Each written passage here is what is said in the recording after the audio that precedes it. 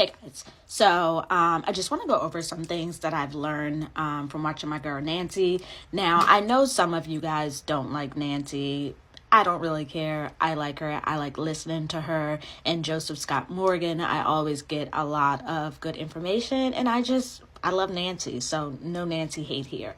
But anyways, this podcast was posted yesterday about the Idaho students, their murder, and there's really no new information. Like, it's kind of crazy.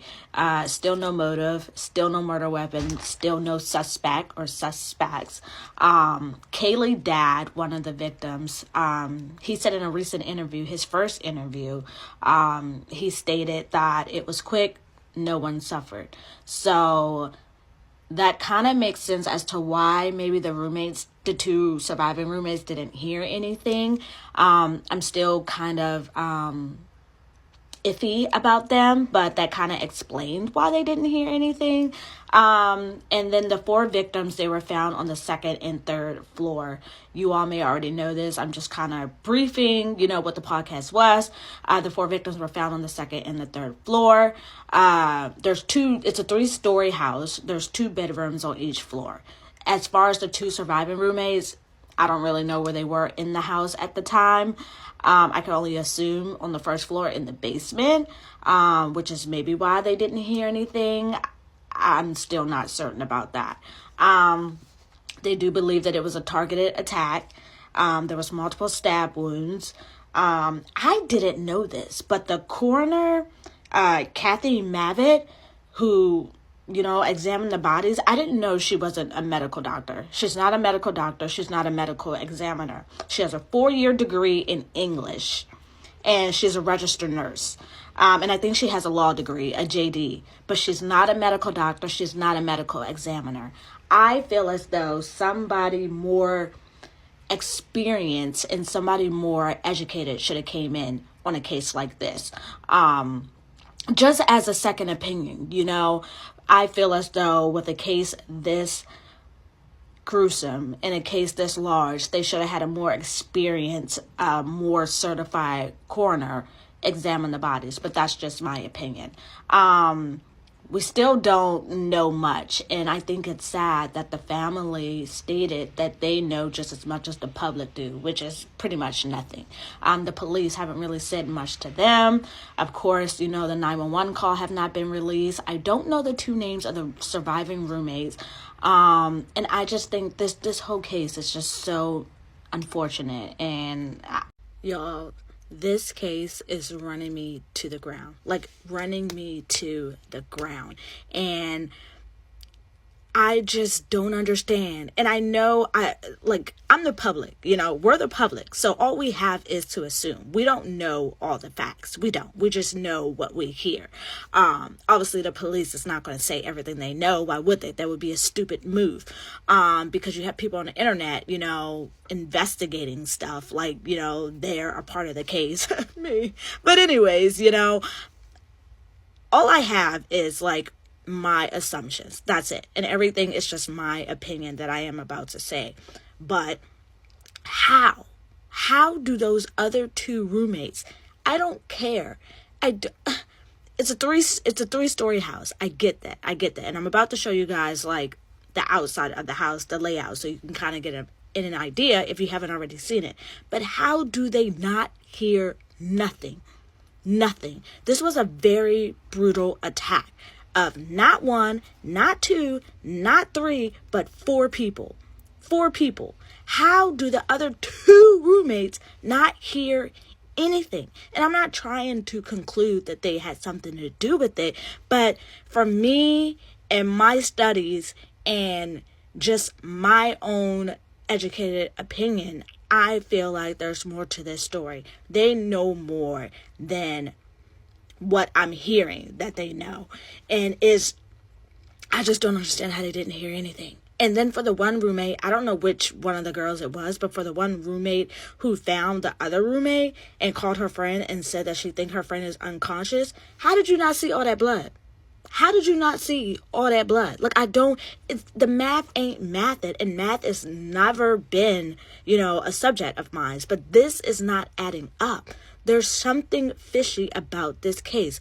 The layout of the house, and you needed a key code to go into the front door if this killer went through the front door. Killers, should I say, because I definitely think it was more than one person, and it was a male. It was definitely a male. They had something personal against these people here. And I don't know, but those other two roommates, I'm not ruling them out, My opinion don't matter, I'm just the public, but I'm not ruling them out. Okay, so I just quickly want to show you guys the layout of the house. Obviously, you have the lower level, which is the first level. You have the second level, and then you have the third level up top. It's not a mansion. It's not a mansion. It's a big house. It's a pretty house, but it's not a mansion. How did those other two roommates not hear some sort of scuffle or something? Because I'm hearing that the 4 people who passed away had defensive wounds. They tried to fight back. How did they not? So I am extremely bothered by this new information we just got from Ashley Banfield and News Nations, which are credible sources in my opinion. If you have not heard, sweet baby girl Zaina had defensive wounds. She fought back as hard as she could towards this attacker and their weapon of choice. It's been reported that she had very deep cuts to her fingers, to the point where they were almost severed. Like, that poor child. I can't imagine knowing that your life is about to be taken away and you're fighting as hard as you can against a sharp weapon. And it's been reported that, it's been reported that Maddie and Kaylee were unalive first. Then I don't know what order it was with Zaina and Ethan, but this is my question. So Ethan apparently was unalive in the doorway of Zaina's room. So for you all who are defending the surviving roommates, most especially Dylan, for her to see the attacker, lock herself in a room, wait all those hours, almost 8 hours to call 911. Please tell me how that makes sense. And you all keep saying, oh, she was in shock. She was this, she was that. You see there's a fucking intruder in your house. Someone who don't belong there. So you go downstairs, you lock yourself in the room, and you don't call 911. For you all who is defending that type of action, are you really serious? Are you really serious? And it's fine if you are. Like, that's your right. You have the right to your opinion. As for me, that doesn't add up. And for the next morning, when she woke up, when both of them woke up, however it went about, how did you not see all the blood? And if Ethan was supposedly unalive in the doorway of Zaina's room, how did they not see that? But no, I knew there was an intruder in my house the night before. I locked myself in the room. I didn't call 911. And then when I woke up the next day, I allegedly tried to wake up my roommates. I couldn't reach them, so I decided to call my friends instead to come over to help me. Bogus. Complete bogus. But tell me what you guys think. I'm open to hear your opinions, even if you disagree with me. When I say that a case has never ran me dry as this case is running me, I truly mean that. And I have looked at a lot of cases, but this one right here. Okay, so I'm making this video because I don't know if you guys seen it, but it's all over TikTok, so I don't really know how you haven't seen it. But there's this phone conversation between one individual and then this woman from WSU. I think the woman's daughter was really good friends with Zaina, or really good friends with Zaina's sister. I don't really know, but the stuff that she said was quite interesting. I don't know if she's credible. I don't know if she's already spoke to the police, but some of the stuff she's saying, as I said, to me kind of makes sense. She's claiming that there was 3 people involved in this, or 3 guys that were there. She's claiming that the reason that the police were called so later after the fact is because the 2 surviving roommates and whoever else was there trying to clean up the scene. It's possible. Anything is possible with this case. Anything is possible with this case. But my question is, why have we not heard a lot about Bethany? Like, I don't remember ever reading or seeing that Bethany was asleep. Did Bethany ever give the statement? I don't remember reading one in the affidavit that was released. Like, where does Bethany falls in all of this? Was she asleep? I don't know, because I don't know. And then Dylan Ho account, I think we know. If you saw my previous videos about this case, you know how I feel about Dylan. Just a lot don't make sense. And everybody's like, oh, well, you've never been in that spot. Da, da, da, da. No, of course. I've never been in that position, and I hope to God I never have to be in that position. And if I am wrong, in the end, I have no problems with saying I am wrong. But with the little bit of criminal law education I have, which my semester starts Monday, pray for me, y'all. But with the little criminal law education I have, it's not making sense. It's not making sense. Like, I'm sorry. That's just what it is. I'm not against the surviving roommates, but I am saying from my perspective, it doesn't add up to me. And this WSU woman, like, I don't know why she just came forward or if she came forward, but I need you all to go see that video if you have not seen it yet, of this conversation of her talking. And a lot of the stuff she's saying makes sense. Like, it literally makes sense. But I just want to know where or how does Bethany play in all of this? Where were you? You know, did Dylan even try to contact you when she saw that somebody was in the house? Like, I don't know. Tell me what you guys think and if you've seen the video.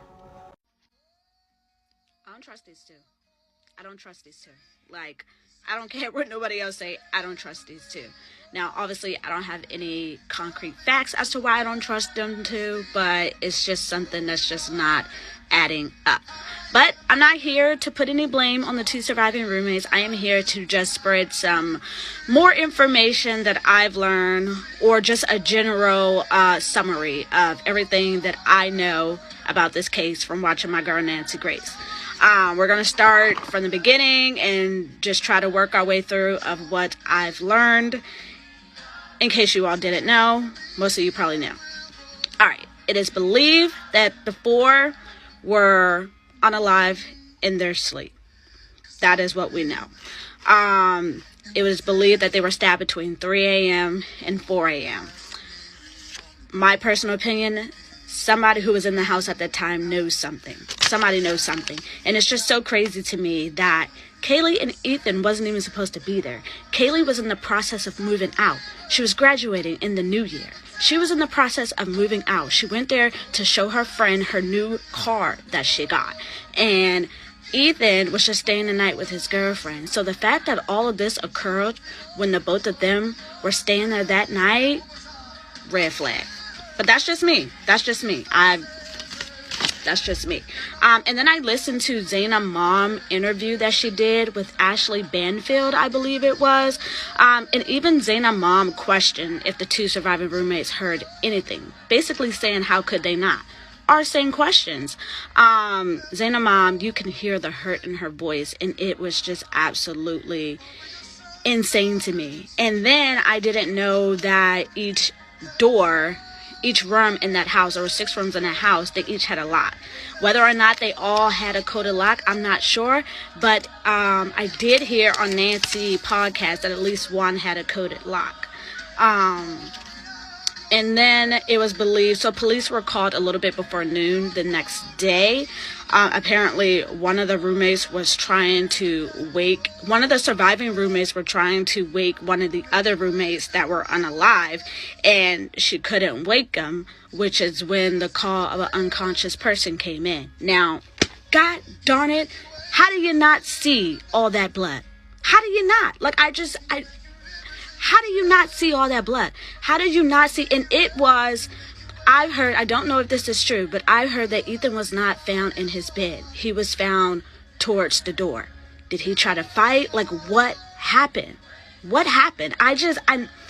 Somebody knows something, and I pray that they come forward. Like, I really, truly do. This family deserves closure. This is... Okay, guys, we need to talk. We need to talk. So, Ashley Banfield reported this new statement from DM, aka Dylan, that surviving Idaho roommate Dylan yelled at roommates to be quiet because she heard this commotion going on. So this person, obviously they wanted to stay anonymous, but they're close to the case, she stated. However, just to get off track for a little bit, I feel as though, and everybody, I saw in like the comments under this video, everybody keeps saying, why does this person want to stay anonymous? Like, if what they're saying is true, like, why don't they just show their face or say who they are? You guys don't understand. There's a gag order in place. A gag order in place. This person should not be talking at all. And if someone find out, or if the police find out like who they are, their identity, and that they're leaking all this stuff, then there will be consequences. So this is why they want to stay anonymous. Me personally, I don't think that it's anybody, I don't think it's a police or an investigator, anybody that's working on the case. I think these anonymous sources are the family members. That's just my opinion, but I really think it's the family members, in particular, maybe Kaylee family members. But again, that's all speculation. That's just my opinion. But anyways, Ashley stated that Dylan had yelled at her roommates to be quiet because she heard this commotion. This was like the first time she opened the door. She yelled at them to be quiet. And I think it happened a second time because she opened her door a second time. And I guess the commotion was still going on. And then, so the second time when she supposedly opened her door is when she saw this figure coming towards her. This still doesn't help her case to me because if this is a party house or was a party house, as we've been hearing in some videos, as we've been seeing, and how there's random people there all the time, why would noise bother her? Why would noise bother her? And this was like early in the morning. So it's just like, if you're used to this being a party house, like, what's the deal here? It still doesn't make sense to me. And you mean to tell me you mistaken this commotion you heard as though you thought they were having a party or something? How? Like, to me, she just looks more suspicious to me because it just don't make sense. And for those of you guys who are saying I'm victim blaming this, that, and the third, like, I need you to use both sides of your brains here. Her story doesn't add up. Like, let's be for real. And I'm not saying she had anything to do with it, but I am saying that she's leaving out a big chunk of information that she knows. So what do you guys think? Every little piece of information I hear about this case just takes me somewhere else. I've just learned recently from Ashley Banfield. I try to wait. I hear stuff all the time. You see stuff on this app all the time, and you have to take it with a grain of salt. But I try to wait until a credible news source reports it, and then I dive into it and, and do my own little research, or whatever you may call it. So Ashley Banfield had reported that Ethan's best friend was the person who made the call to 911 from Dylan's phone. First of all, I can't even imagine how traumatizing it had to been for him to go through all of this, to witness all of this. But Ashley Banfield, what stood out to me was Ashley Banfield said that Ethan's best friend tried to check Ethan's pulse. And then that's when, 911 was called, allegedly. So again, it leads me back to the surviving roommates. So this call was made off of Dylan's phone. Now, when I say y'all be coming for my throat when I speak about Dylan, y'all be coming for my throat. And I actually appreciate that because Nobody's gonna always agree with me. I like hearing other people's opinions. I like constructive criticism because it helps me grow as a person. However, I'm not changing, and I will not change my stance in regards to my suspicion of the surviving roommates, in particular Dylan. I understand what she went through is traumatizing. I understand that I did not go through that I don't know how I would react if I went through that. But the more stuff I hear, the less her reaction during and after the fact makes sense. You knew somebody was in your house that did not belong there the night before. You knew that. That's a fact. You locked yourself in your room. You did not call 911 for hours and hours and hours. So within that time frame, did you fall asleep? And if you fell asleep, to me, that shows some type of relief or something. You were comfortable enough to fall asleep. So I don't know what happened during that duration. I don't know what happened or what time, she woke up, and I don't know what she did after that. We don't know. Did she try to go wake the roommates? Did she? I don't know. It just doesn't make sense. And I'm trying very hard to, defend her, but it's just not making sense. It's not. And I encourage you guys, please use critical thinking. Please use binary thinking. Be factual. But come on now. It just doesn't. First of all, I just want to say thank you for those of you who support me and support my page and who don't leave negative comments underneath my videos. And it's not that I care about the negative comments, but my issue is just because my opinion differs from yours, that doesn't mean I'm your enemy. That doesn't mean that I'm against you. It just means we think differently. We interpret information differently, and that's okay. It's okay to have a different opinion than someone else. It really is. How can you have a productive dialogue with another human being if you get defensive every time, someone opinion is different than yours? You're never going to survive. But that's neither here or there. Let me start off with my disclaimer. I have to say that. So throughout this video, when I say my opinion, I mean my opinion. I don't mean that it's factual or anything like that. I mean it's my theories, it's my questions that I have in regards to the Moscow, Idaho case, okay? My videos, my true crime videos, or just my videos in general on my page, they're not meant for you guys to argue in the comments. It's really not. If you want to do that, have at it. But my videos, my intentions is to have you all, use your critical thinking skills. And what is critical thinking? You analyzing and evaluating an issue in order to form a judgment. I just want you all to think critically about this situation. Now, news nations have reported previously, this isn't new information, that Kaylee injuries were more brutal than her best friend Maddie's. Now, Kaylee and Maddie was on the 3rd floor. The 2nd floor was Ethan and Zaina. We later learned that Dylan was on the 2nd floor as well, and Bethany was on the 1st floor by herself. People need to realize that crime happens. Crime happens everywhere, no matter the neighborhood, no matter how much money you have, no matter how poor you are, crime happens. Now, what happened to Zaina, Ethan, Maddie, Kaylee was far beyond a tragedy. They did not deserve what happened to them. And my purpose in constantly speaking about this case is I want anyone and everyone who is involved in the unaliving of them to be held accountable. If you see me looking down, if you're new here, I have notes that I can't memorize things, and I have to dissect information and put it back together. That's just how I do things. So it has been reported by several news stations that the 2 surviving roommates, they were home by 1 a.m. Now, Bethany and Dylan, the 2 surviving roommates, they were home by 1 a.m. So they were the first 2 that were home. Around 1:45 a.m., that is when it was reported that Ethan and Zaina got back. And Maddie and Kaylee, they got back allegedly around 1:56 a.m. Now, I'm getting ready to play a video for you guys, and then I will state why I played that. 1 second. Around 9 p.m., they reportedly made it back home around 1:45 a.m. Investigators are still trying to piece together what happened between 9 p.m. and 1:45 a.m. Figure out who they were with, what was going on, maybe any routes or paths that they took to end up going home, those types of things. Potentially, that is critical to the investigation.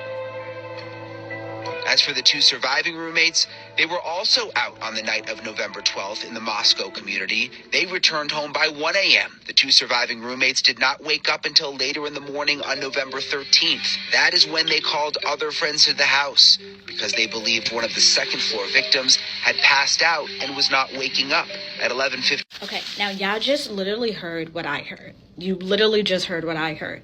So the surviving roommates called friends over because they believed someone on the second floor, one of the victims on the second floor, was passed out or unconscious.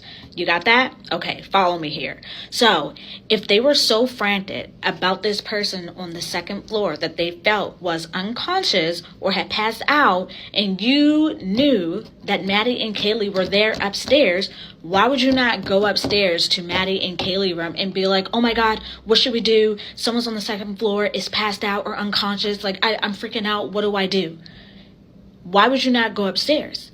Is it because, in my opinion, this is my question, is it because they already knew what was upstairs? They already knew the two girls was unalive? I don't understand how. You just heard what I heard. Like, everybody comes for me and stuff like that because I say the quiet part out loud. You saw or you believed that one of the victims on the second floor was passed out or unconscious. I'm going to say it again for those of you who don't get it or get what I'm trying to say. So you decide to call friends over for whatever situation, I guess to aid you in this situation. So if you were that frantic, why would you not go upstairs to Kaylee and Maddie's room and be like, oh my God, this is happening. What do we do? Is it because you already knew what was up there? That's my question. Okay, allegedly, this is the inside of the second floor. So Ethan and Zaina would have been over here in that bedroom. Dylan was over there in that bedroom. And of course, up the stairs was Maddie and Kaylee. So in Dylan affidavit, it says that she saw this perp, whatever, and all she could see that he had bushy eyebrows. That's all she could see, like no other features. So I'm assuming this individual had on a ski mask. She saw that he was wearing all black. She saw his build. So, and whatever, this room here, I don't know how the door opens. I don't know if the door opens from this side or if the door opens from this side, if you understand what I'm saying. But it's been alleged that the alleged suspect, Brian Koberger, far as we know, walked past Dylan's room. I'm trying to make this make sense as I'm talking to you guys. Walked past Dylan's room, which is how she even got this description of the suspect in the first place, that I'm assuming. So, you just unalived 4 people. 4. And you unalived 2 people that was on the same floor as one person who survived. What reasonable person would leave a witness? And everybody keeps saying, oh, he didn't see Dylan, he didn't see her, that's why he walked past. But why would you walk past another room? Why would you walk past another room, like another door, whether or not this suspect knew this was a room behind it or a closet or a bathroom, whatever? Why would you just walk past it and not open it? I'm trying very hard to understand and try to put this together in a way that's not blaming anybody. And I'm all reality, I'm not blaming anyone. I just have questions, and I understand that I'm not one of the investigators, I'm just someone who's studying criminal law. I get that, but any reasonable person, I feel, would have the same questions that I have. And it's okay if you don't, but just look at this layout.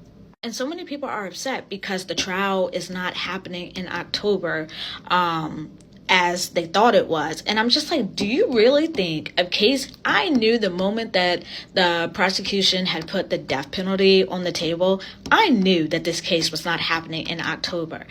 the defense needed a lot more time to get things done. I knew it wasn't happening. And then the moment that BK signed a waiver for his right to a speedy trial, I feel like that was their plan the whole time. Like in my opinion, I feel like that was the defense plan the whole time.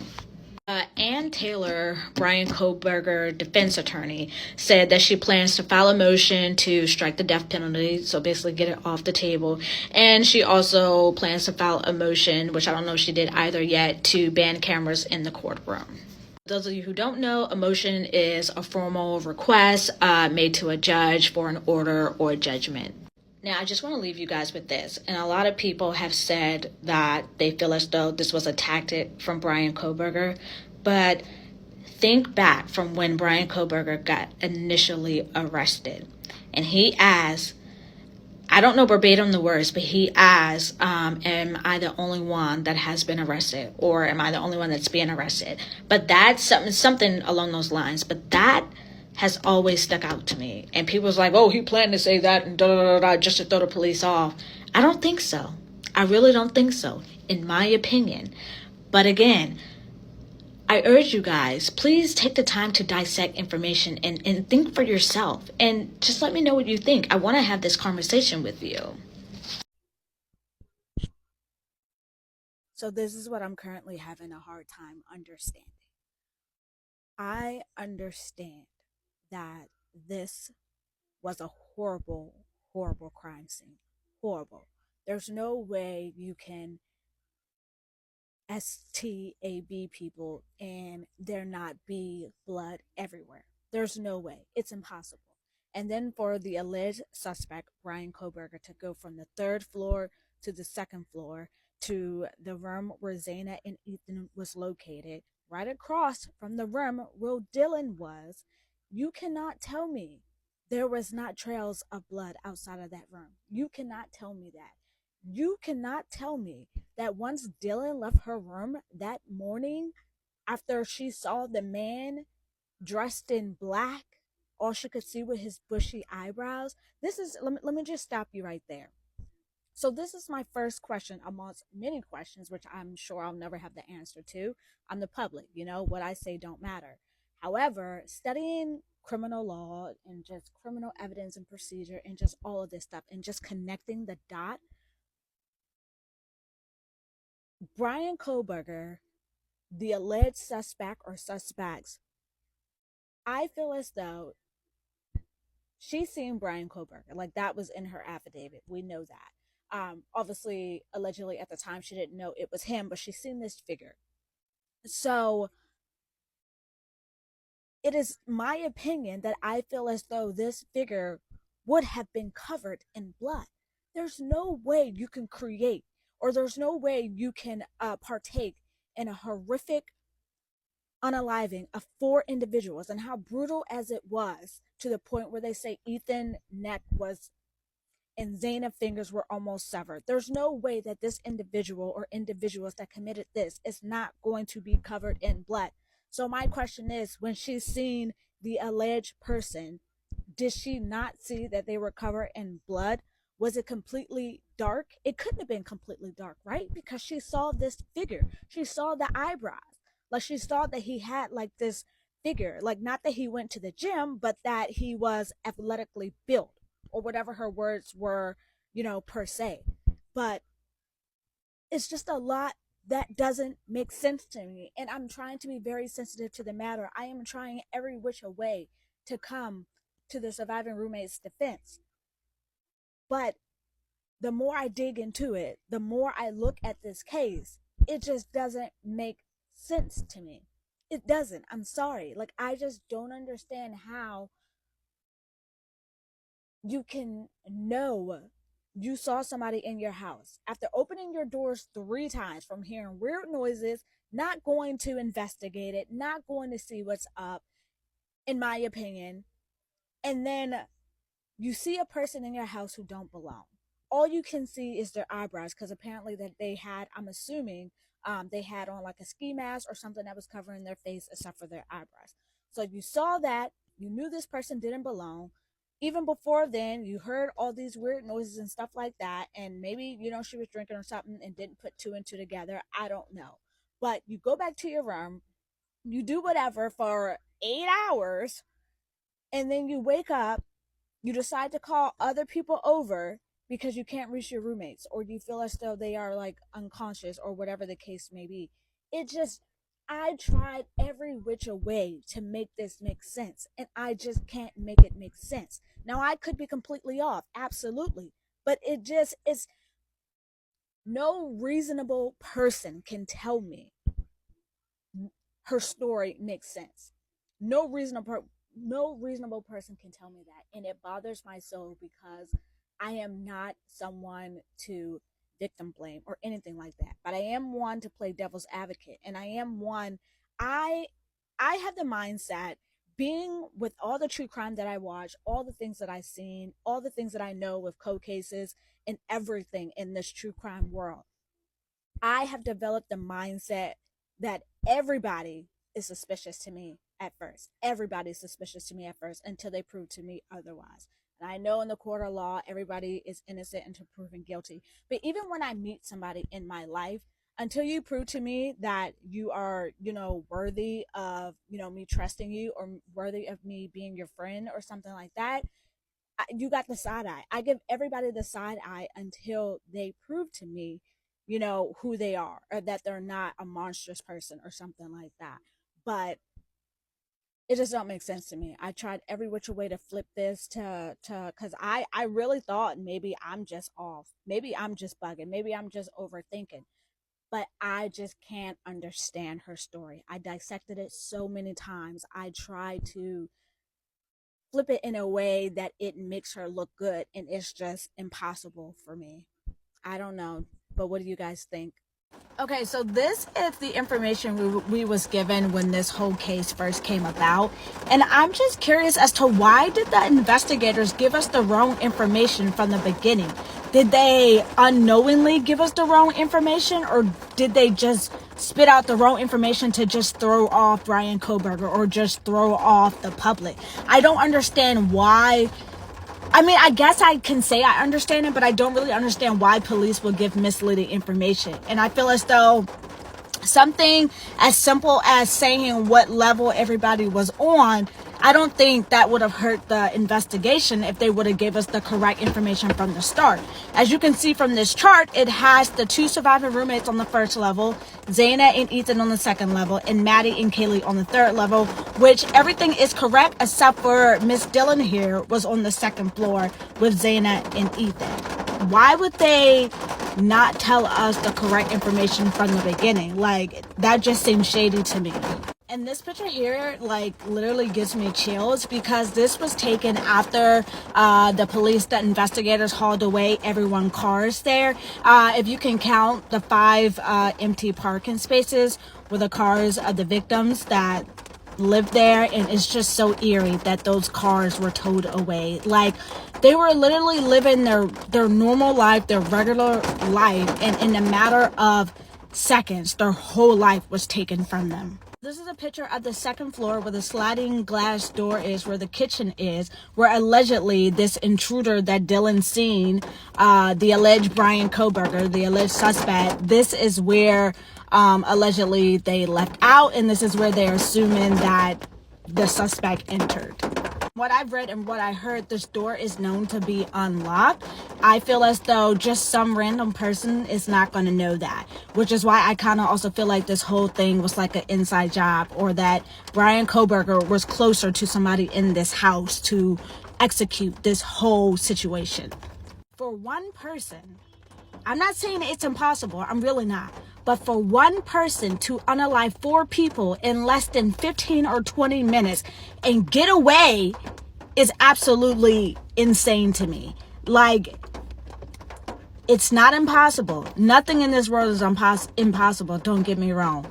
But to go in there, and the layout of the house is not a normal house. You would either had to be in there before, or you had to come in contact with somebody who knows that layout very well and know who is in what room. It's not a coincidence that this happened the night that Kaylee was there. It's not. I do not believe that Ethan or Zaina were the target. I do not solely believe that Maddie was the target. I'm more leaning towards Kaylee was the target for whatever reason. I don't know. And everybody else was kind of like collateral damage. However, to believe that one person committed this horrific crime in the time span that it is alleged is absolutely unbelievable to me. So I was just reading up and listening and doing just a little bit more research about this case, as if I don't have my own actual schoolwork to do, but that's neither here or there. But these are my questions. I don't care how much knowledge someone knows. I don't care how long they went to school for criminal justice, criminology, whatever the case may have it. How was there no DNA found in Brian Kohberger's house? And that's his apartment in his parents' house, his car, his office at work. There was no DNA found. This scene was brutal. Do you hear me? Brutal. And the fact that not one shred of DNA was found in any of those locations related to him is quite appalling to me. Now, in no way, shape, or form am I, on Brian Kohberger's side. Am I saying that he's innocent or anything like that? However, I'm thinking this through. I'm like, it's just very strange to me. Now, I don't care how good you clean. I don't care how much knowledge you have. To get rid of every piece of evidence from such a brutal crime scene is quite interesting. Now, another thing, the defense has been trying to get the genetic genealogy that the prosecution used to identify Brian Kohberger in the first place. And the prosecuting is fighting very hard to protect this genetic genealogy. For what reason, I don't know. Like, this is you all smoking gun in regards to this case. Why are you trying to hold it from the defense? Like, the defense have a right to every piece of evidence that the prosecution has against their client so they can defend them. That's the role. But why is the prosecuting fighting so hard for the defense not to get this genetic genealogy and not to disclose how they got to the point to where as though they were able to identify Brian Kohberger as a suspect? That's a little suspicious to me. Like, if I knew that I had the smoking gun that's going to seal the deal in this case, have it. Have at it. Take it. Like, do what you want with it. But it's just weird that they're fighting so hard to, like, keep this, close to vest. Now, at 2:27 a.m., Brian Kohberger's phone was disconnected. And by disconnected, I mean it was either put on airplane mode or he turned it off. It was whereas though they couldn't track his phone. Like, it wasn't trackable. At 2:27 a.m., that's a random time, I know. Now, stay with me on this. Kaylee was not even supposed to be there that night. She wasn't. She was only there so she can show her best friend Maddie that show her new car. Kaylee was already moved out. She was set to graduate. I think she was supposed to move to Texas. She already had a job lined up. Like, that girl was going places. So this is my thing. Like I said, Kaylee was not supposed to be there. BK phone, it went disconnected at 2:27 a.m. that morning. Weird time, random time. So did someone tip him off? I don't know who the target was. I really don't. It has been said that Kaylee was possibly the target. I really don't know. And I'm not really sure if the police know or what may have you, but I haven't heard much about it. But when I did last hear about it, it was that Kaylee was allegedly the target. But my question is, does someone tip off BK and be like, hey, they're here, or guess who's here, or whatever the case may be? I just don't think that. I believe in coincidences, don't get me wrong, but when it comes to criminals and like the criminal world and criminal law, I don't really believe in coincidences too much. However, my question is, did someone tip them off and be like, hey, so and so here, like, tonight's the night? I just don't feel like this was at random. I feel like this was a planned attack that has been brewing for some time. Also, allegedly, Dylan and Bethany were texting during the time of the alleged attack. So as to what they were texting, I have no idea. What could you possibly be texting during that time? Like, it's like I said, in these type of situations, I don't really believe in coincidences. I really don't. But to find out that those two were allegedly texting just like further proves my point. I just cannot get over the 8-hour gap. I cannot. And to know the night before that I opened my door, Dylan opened her door 3 times. 3 times because she heard noises, she heard this, she heard that. 3 times. After the second time, well, I'm nosy. After the first time, I'm going to investigate to, see what's up.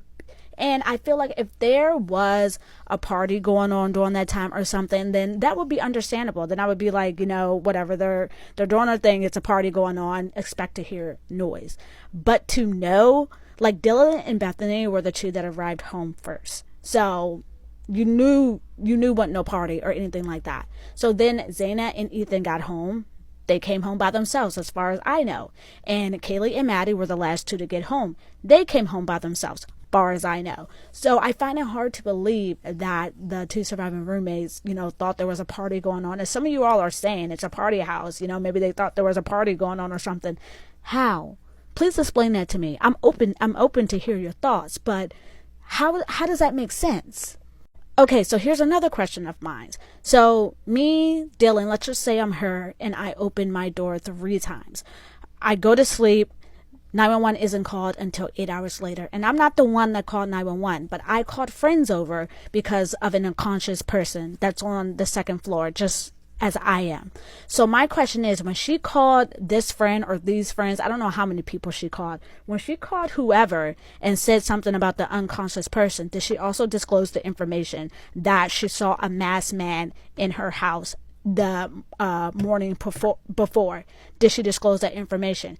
And during this 911 call, whoever made the 911 call, I believe it was a friend of Ethan, I think I heard. Either way, it was a friend of one of the roommates. Did that person disclose there was someone in the house the night before? That Dylan reported that there was someone in the house the night before? Like, I tried so many ways to make this make sense. So many ways. And I get it. You all don't have to keep telling me that I don't have all of the evidence. Duh. I understand that.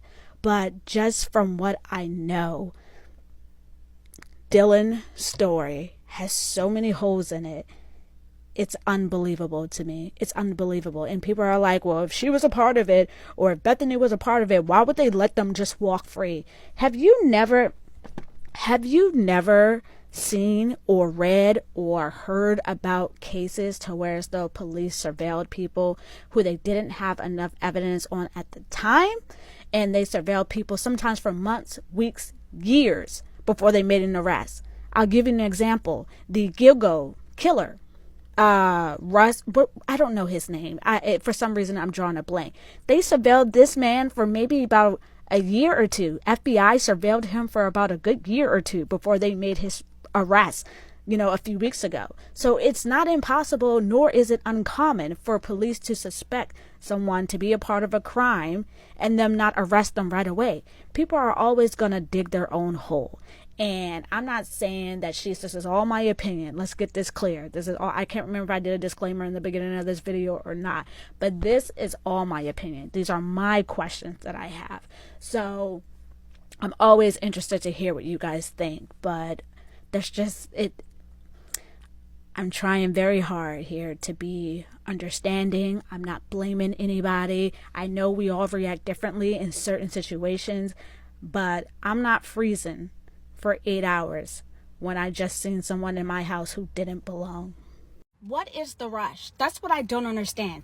Dear University of Idaho, what is the rush of you guys trying to demolish this house? So it looks like from what I've read and from what I researched, this house is going to be demolished before the trial starts. The University of Idaho states that they want to demolish it as soon as possible so the healing process can begin. Like, are you kidding me? I do not feel like this house should be demolished before the trial happens. I understand what this house represents, but you don't understand what this house will represent in the court, in the trial against Brian Koberger. The victim families, especially Kaylee Gonzalez's dad, they're furious about this. They don't want the house demolished, and I am in agreement with them. And I understand this house owner gave the property over to the University of Idaho, which is why, it's their decision.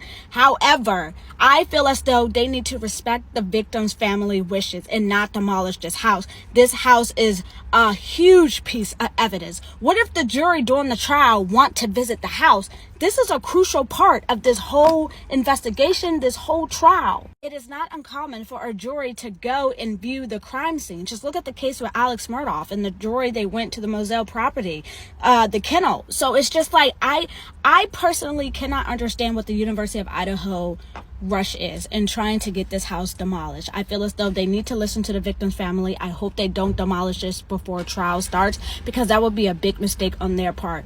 Once this house is demolished, it's done. All the evidence in it is done. The jury may want to go there. They may see the inside of the house, the layout, all of that stuff. If I was on a jury panel, I would want to go to the crime scene. So I feel as though this house should not be demolished. I understand,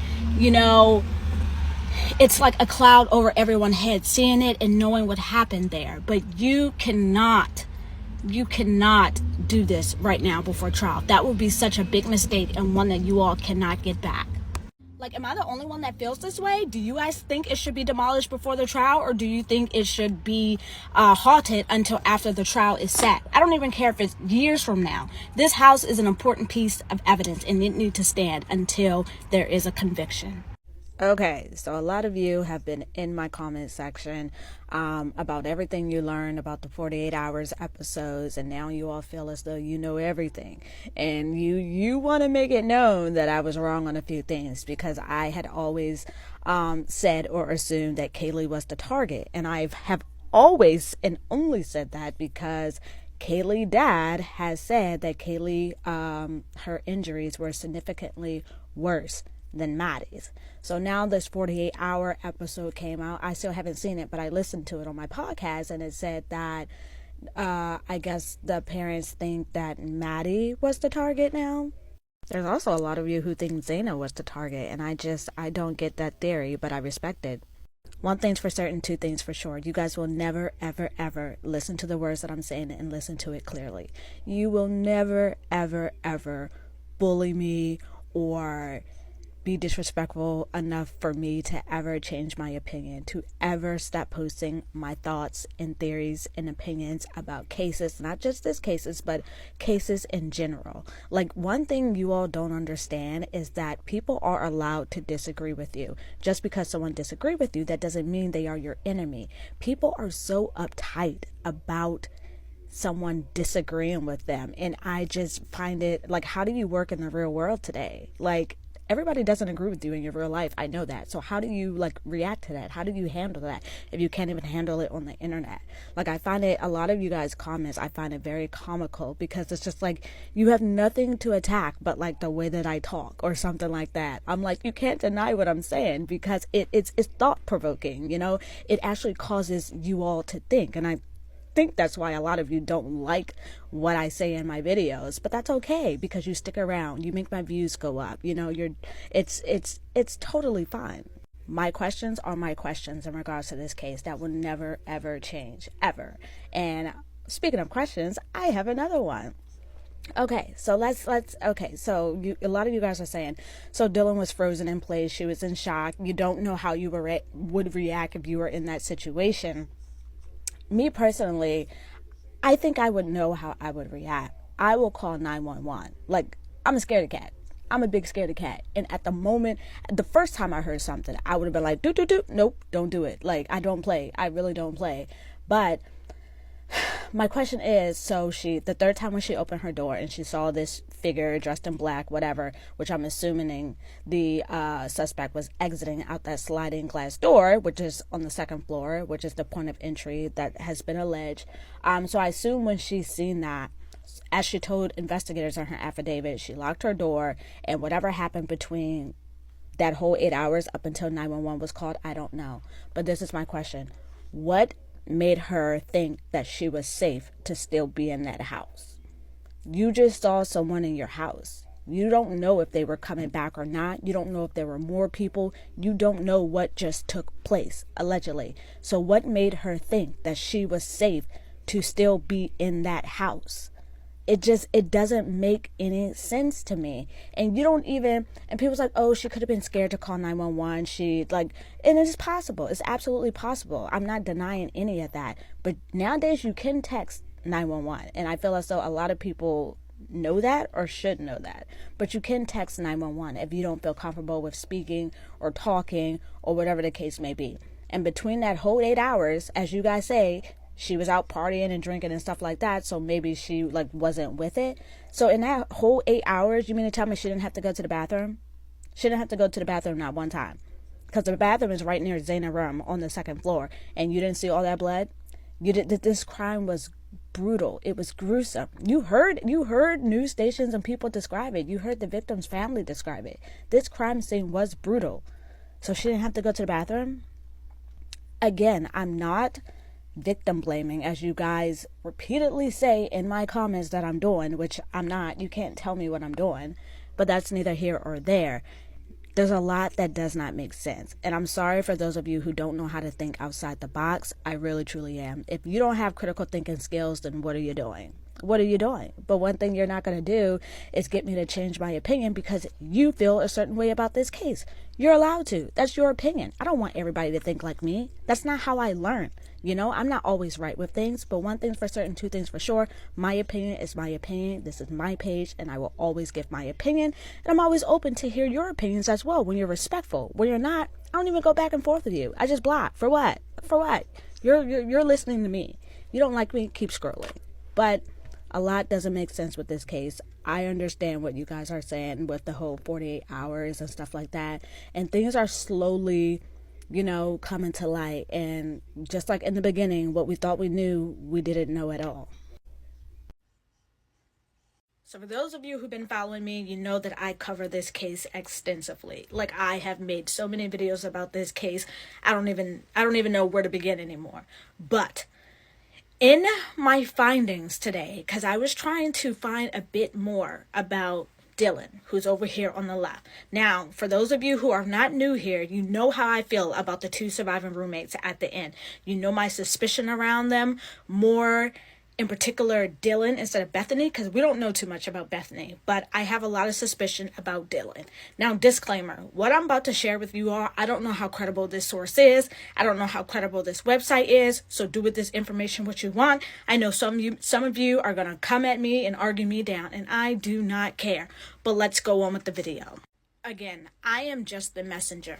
So I was trying to do research about Dylan, who she is, how long she known how long she known the roommates that she was living with, like just a little bit more about her. And this was the third website that this had popped up on.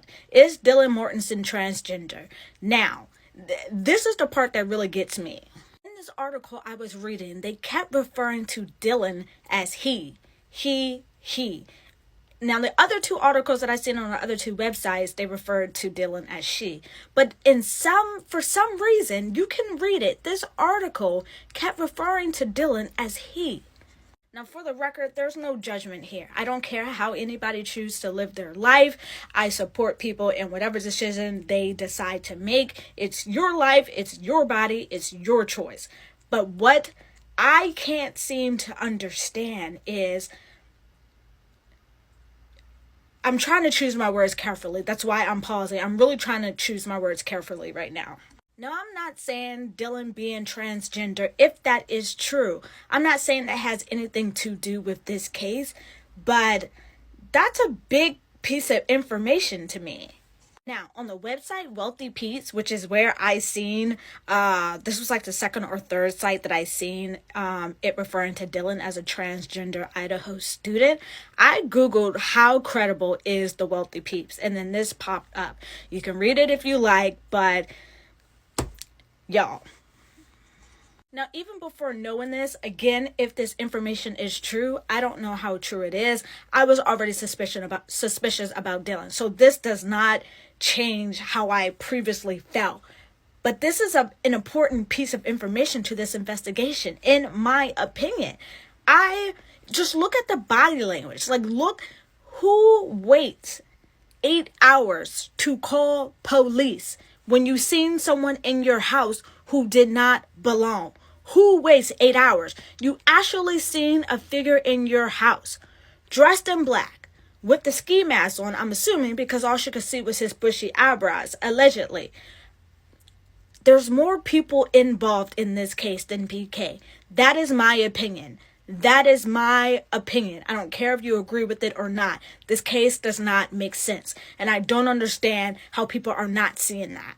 This is the alleged layout of the second floor. Bedroom D is where Dylan was at, and bedroom C was where Zaina and Ethan was at, and up the stairs is where you go up to the third floor, which is where Kaylee and Maddie were sleeping together in the bed in that one room.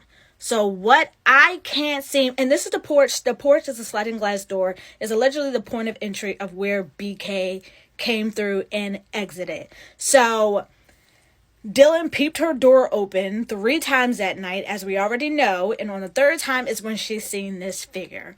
Now, as to what made Bryan Kohberger, if he is the real person who did this, the sole person who did this, as to what made him walk down the stairs, bypass that room, go straight, make a left to where Zaina and Ethan was, is beyond me. And I'm saying that he went this route because allegedly Ethan was found in the doorway and Zaina was found right next to her bed, in her bedroom. So why would BK bypass that room, come downstairs, walk around the corner to where Zaina and Ethan was?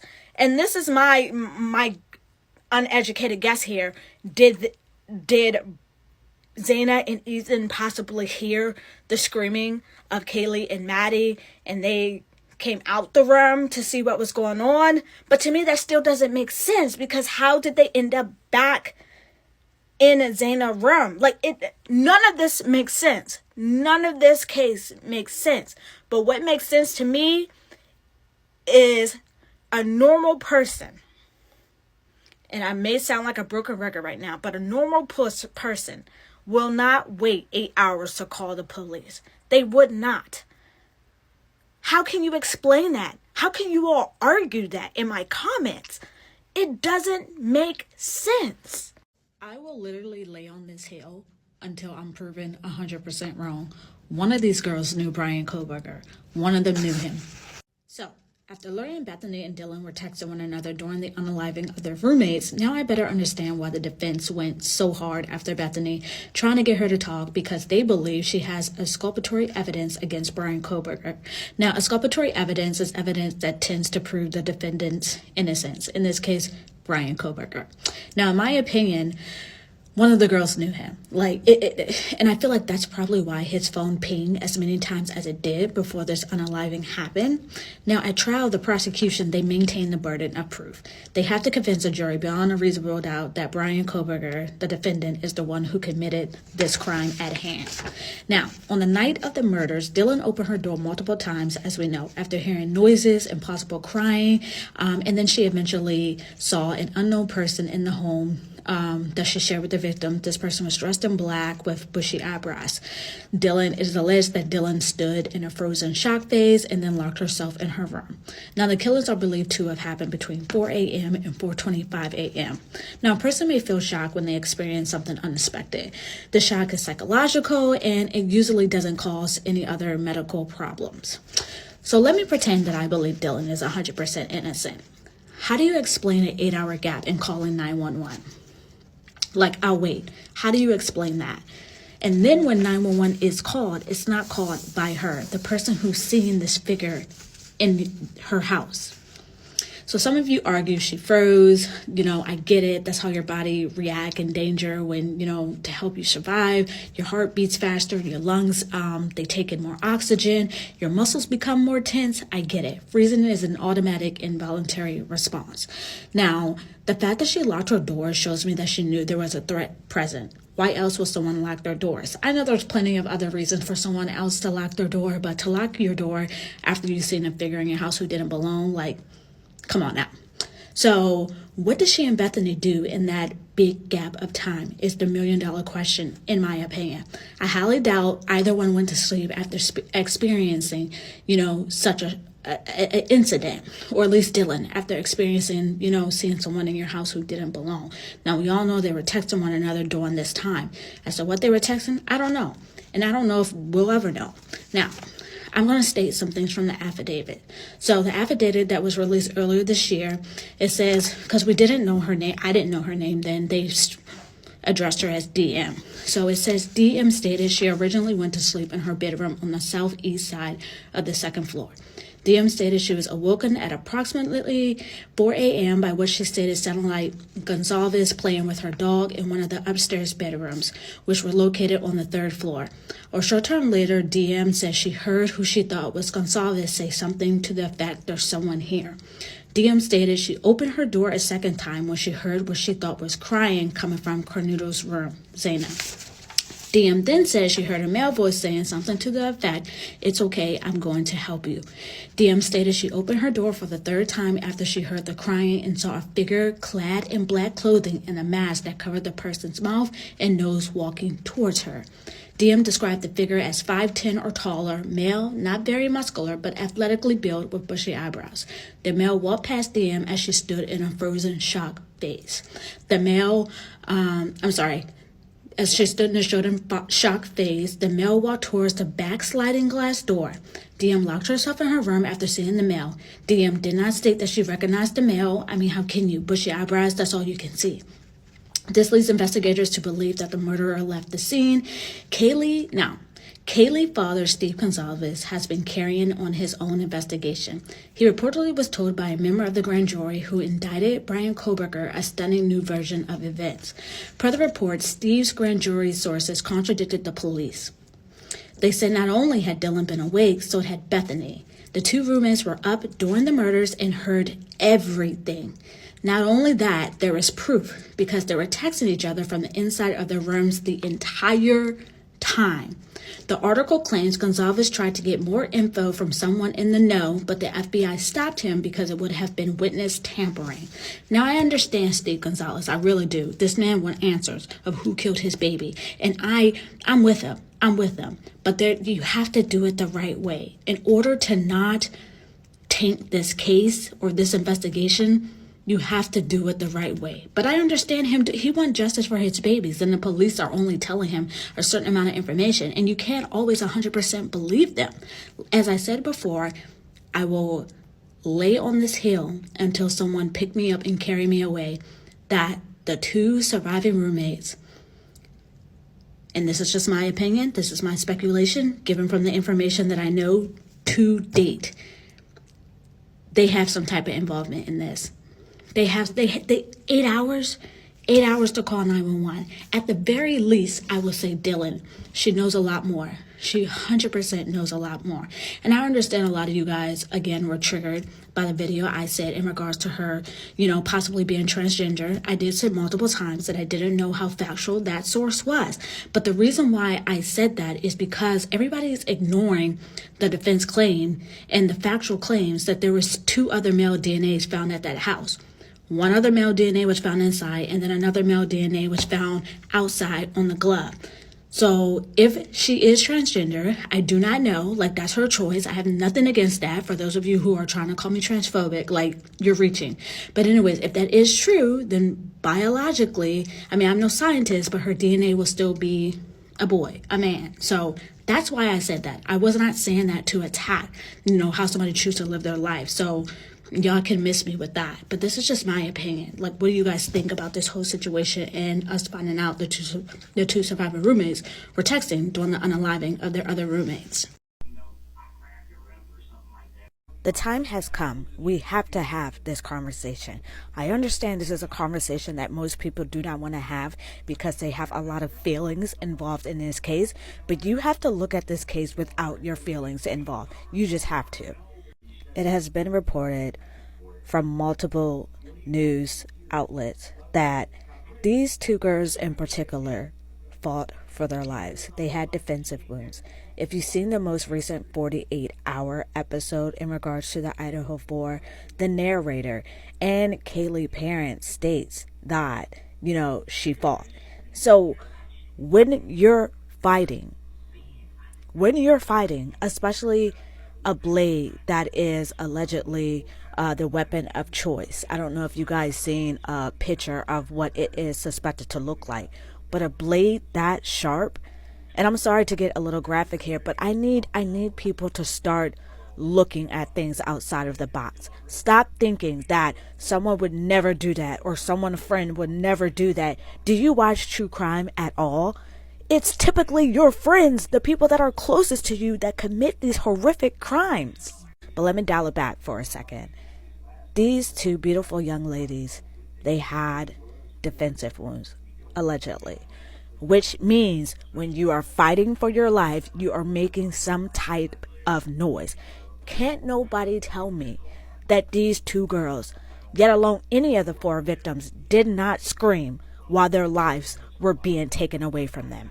There's no way they didn't cry out in pain. There's no way they didn't cry out for help or screaming. So you mean to tell me the 2 people that were in that house heard nothing? Nothing? First, you all said that they were asleep, or they were under, the influence of either drugs or alcohol or whatever the case may have it. But then we learned that they were texting one another. And then you guys were kind of backtracking, but then you were still also defending them as well. And it's just like, you can't do both. You can't do both. It's either one or the other. Like, it just bothers me to my soul that these poor young kids that had their whole life ahead of them had to endure what they did that sad night. The fact that we are approaching the 1-year anniversary of the unaliving of these 4 beautiful young kids is just mind-blowing to me. I never want to spread misinformation. I never want to, accuse someone without having concrete facts. And I'm not accusing anyone. I'm really, truly not. I'm just putting together what I know, in my opinion, the conclusion that I draw. It's hard for me to understand that the 2 survivors, Bethany and Dylan, heard nothing, heard no one screaming, didn't hear the dog barking, going crazy, didn't hear someone coming up and down the stairs. There's a person who used to live at this King Road house who said you can hear people walking, you can hear people going up and down the stairs. And we know that Dylan could hear things. She opened her door 3 times. The first 2 times, which is where she heard things. She heard what she thought Kaylee playing with her dog. Second time, she heard a voice, a male voice, saying, "It's okay, I'm going to help you." You didn't hear crying. You didn't hear whimpering. You didn't hear some type of horror. Like, it's hard for me to understand that. This is another thing that I've been thinking about. How did this alleged person, which some of you guys 100% believe that it's BK, which I'm not with you on that, but how did this alleged person know when to go to that house that morning? How did they know that whoever they felt the target was to them, how did they know that they were there?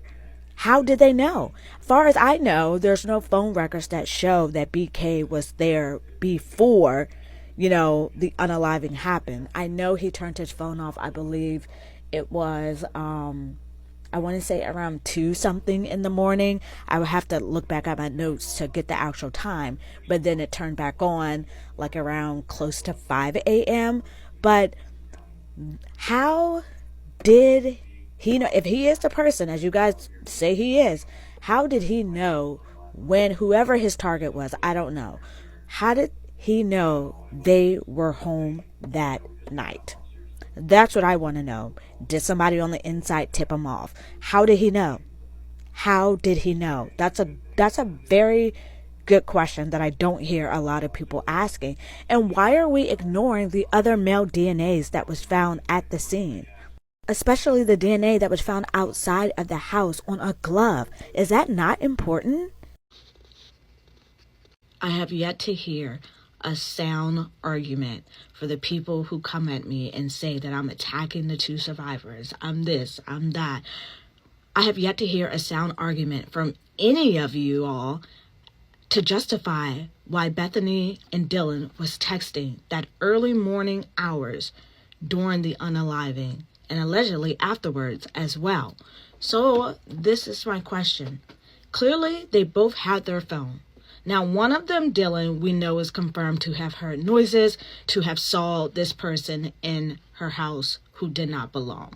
You knew there wasn't a party going on because you opened your doors 3 times. So for those of you who are saying that, please stop. Like, just please stop. I understand you live in a college party house before, but there's a difference between party noises and I'm fighting for my life being unalive noises. So let's just get that clear. Now, I can't remember if it was 1 or 2 grand jurors that got or that spoke with Steve Gonsalves. I don't know how the conversation came or how they came to cross paths, but that's neither here or there. My question is, if these grand jurors would have never told Steve Gonsalves this information about these two texting one another during that time of the unaliving, would we have known? Like, why is this information being so hush-hush? Like, on the inside, they have to know it don't look right. And in my opinion, the reason why they did not release this information is because they know us, the public, is going to know that just don't sound right. It don't look right. And I even knew, even before it was confirmed that these two were texting, there was a lot that doesn't sound right and don't look right, in my opinion. I saw, now what I'm about to say is very graphic. So if you don't like graphic things or anything of that nature, please scroll on now. So I saw just recently, and may he rest in peace, I saw a video of a hockey player who was in the game, and then another hockey player accidentally cut his throat with his hockey blade on his skates. And the amount of blood that I saw was alarming.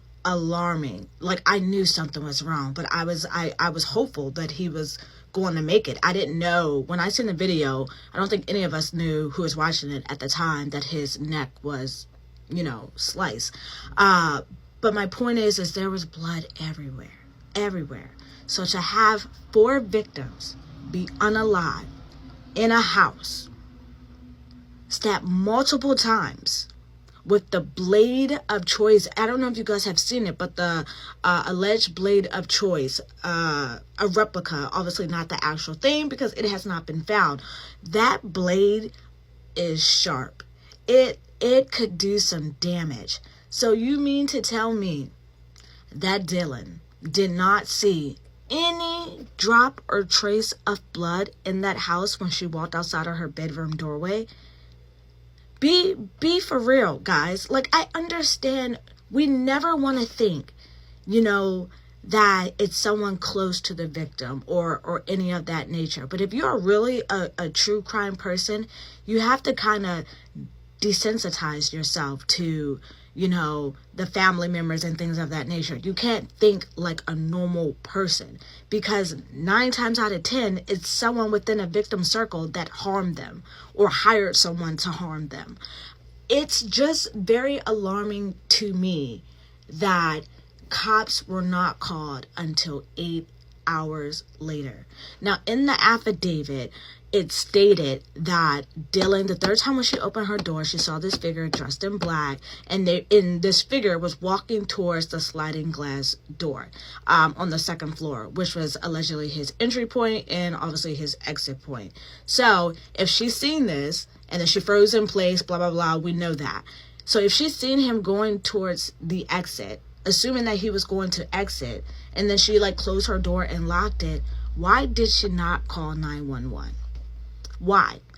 Or at the very least, I don't know how long she lived in this house, how long she known her fellow roommates, but maybe I'm just a different kind of person, but I would have called 911. I don't care if it was a false call, if I wasn't 100% sure. I am calling 911, and then they're going to come here and we're going to get to the bottom of it. But I am not going to just let 8 hours go by after I see a man in my house who I can only allegedly see his eyebrows, And after I heard all this noise and stuff, there's no way that anybody, which you all still say, but there's no way that Dylan at the very least did not hear these four fighting for their life. I don't accept that. I can't accept that.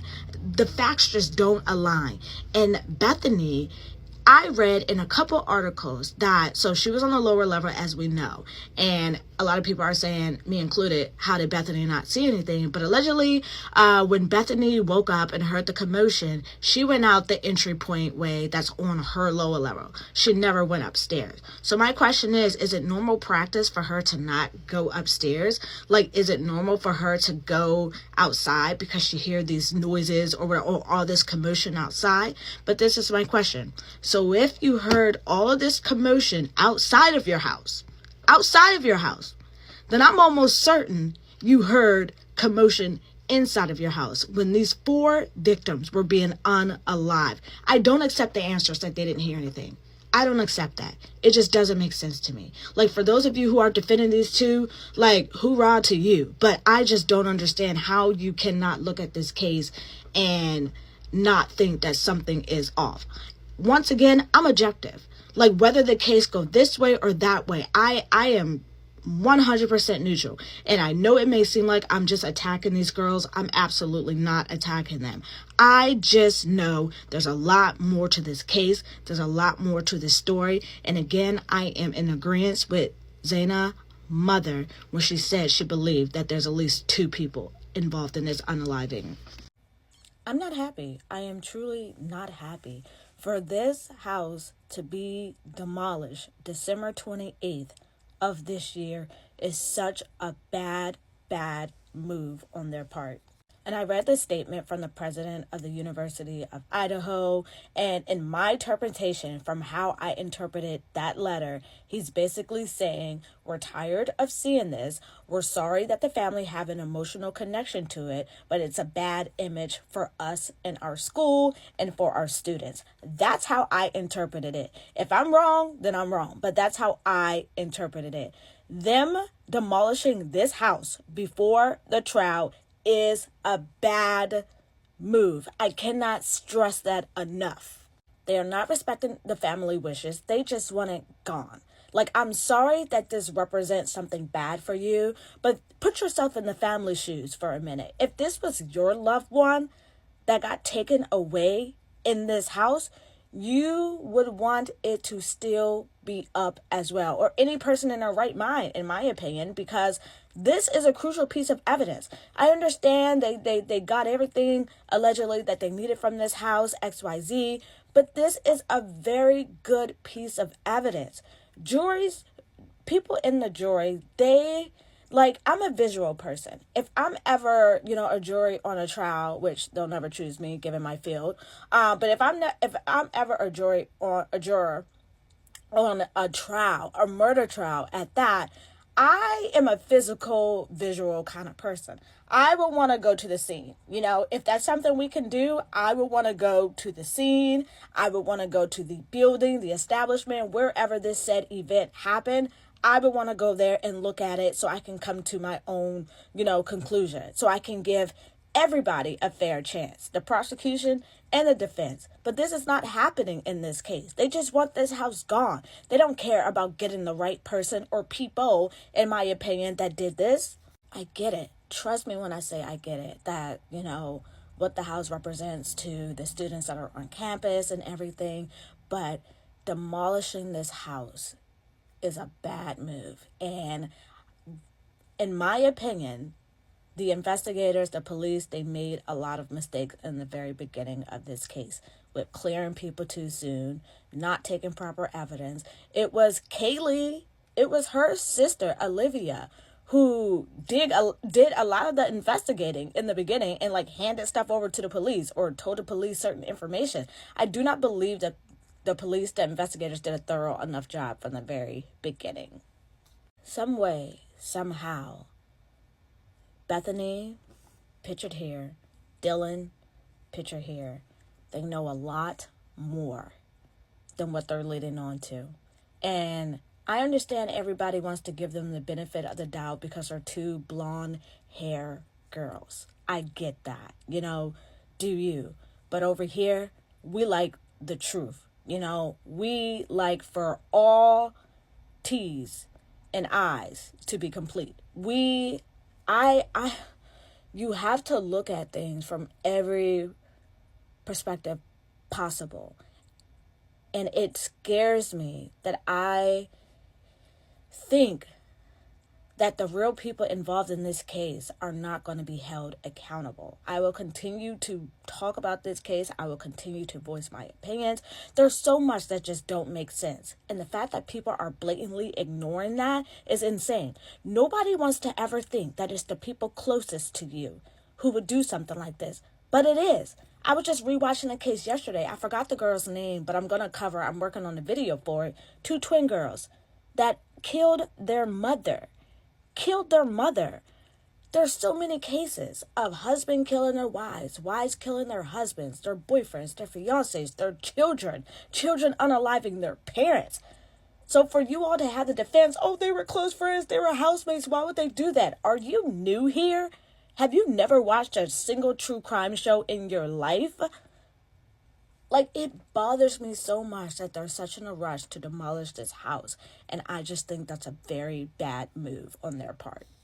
Okay, so remember I told you guys that I was starting from the beginning of this case. Even though I have been following this case since this first happened, I have been going back to rewatch podcasts, to listen to them, should I say. I've been rewatching YouTube videos, been rereading articles. And this is my question, one of them. So Ethan was 6'4". Brian Koberger is 6 feet. Ethan was dating Zaina.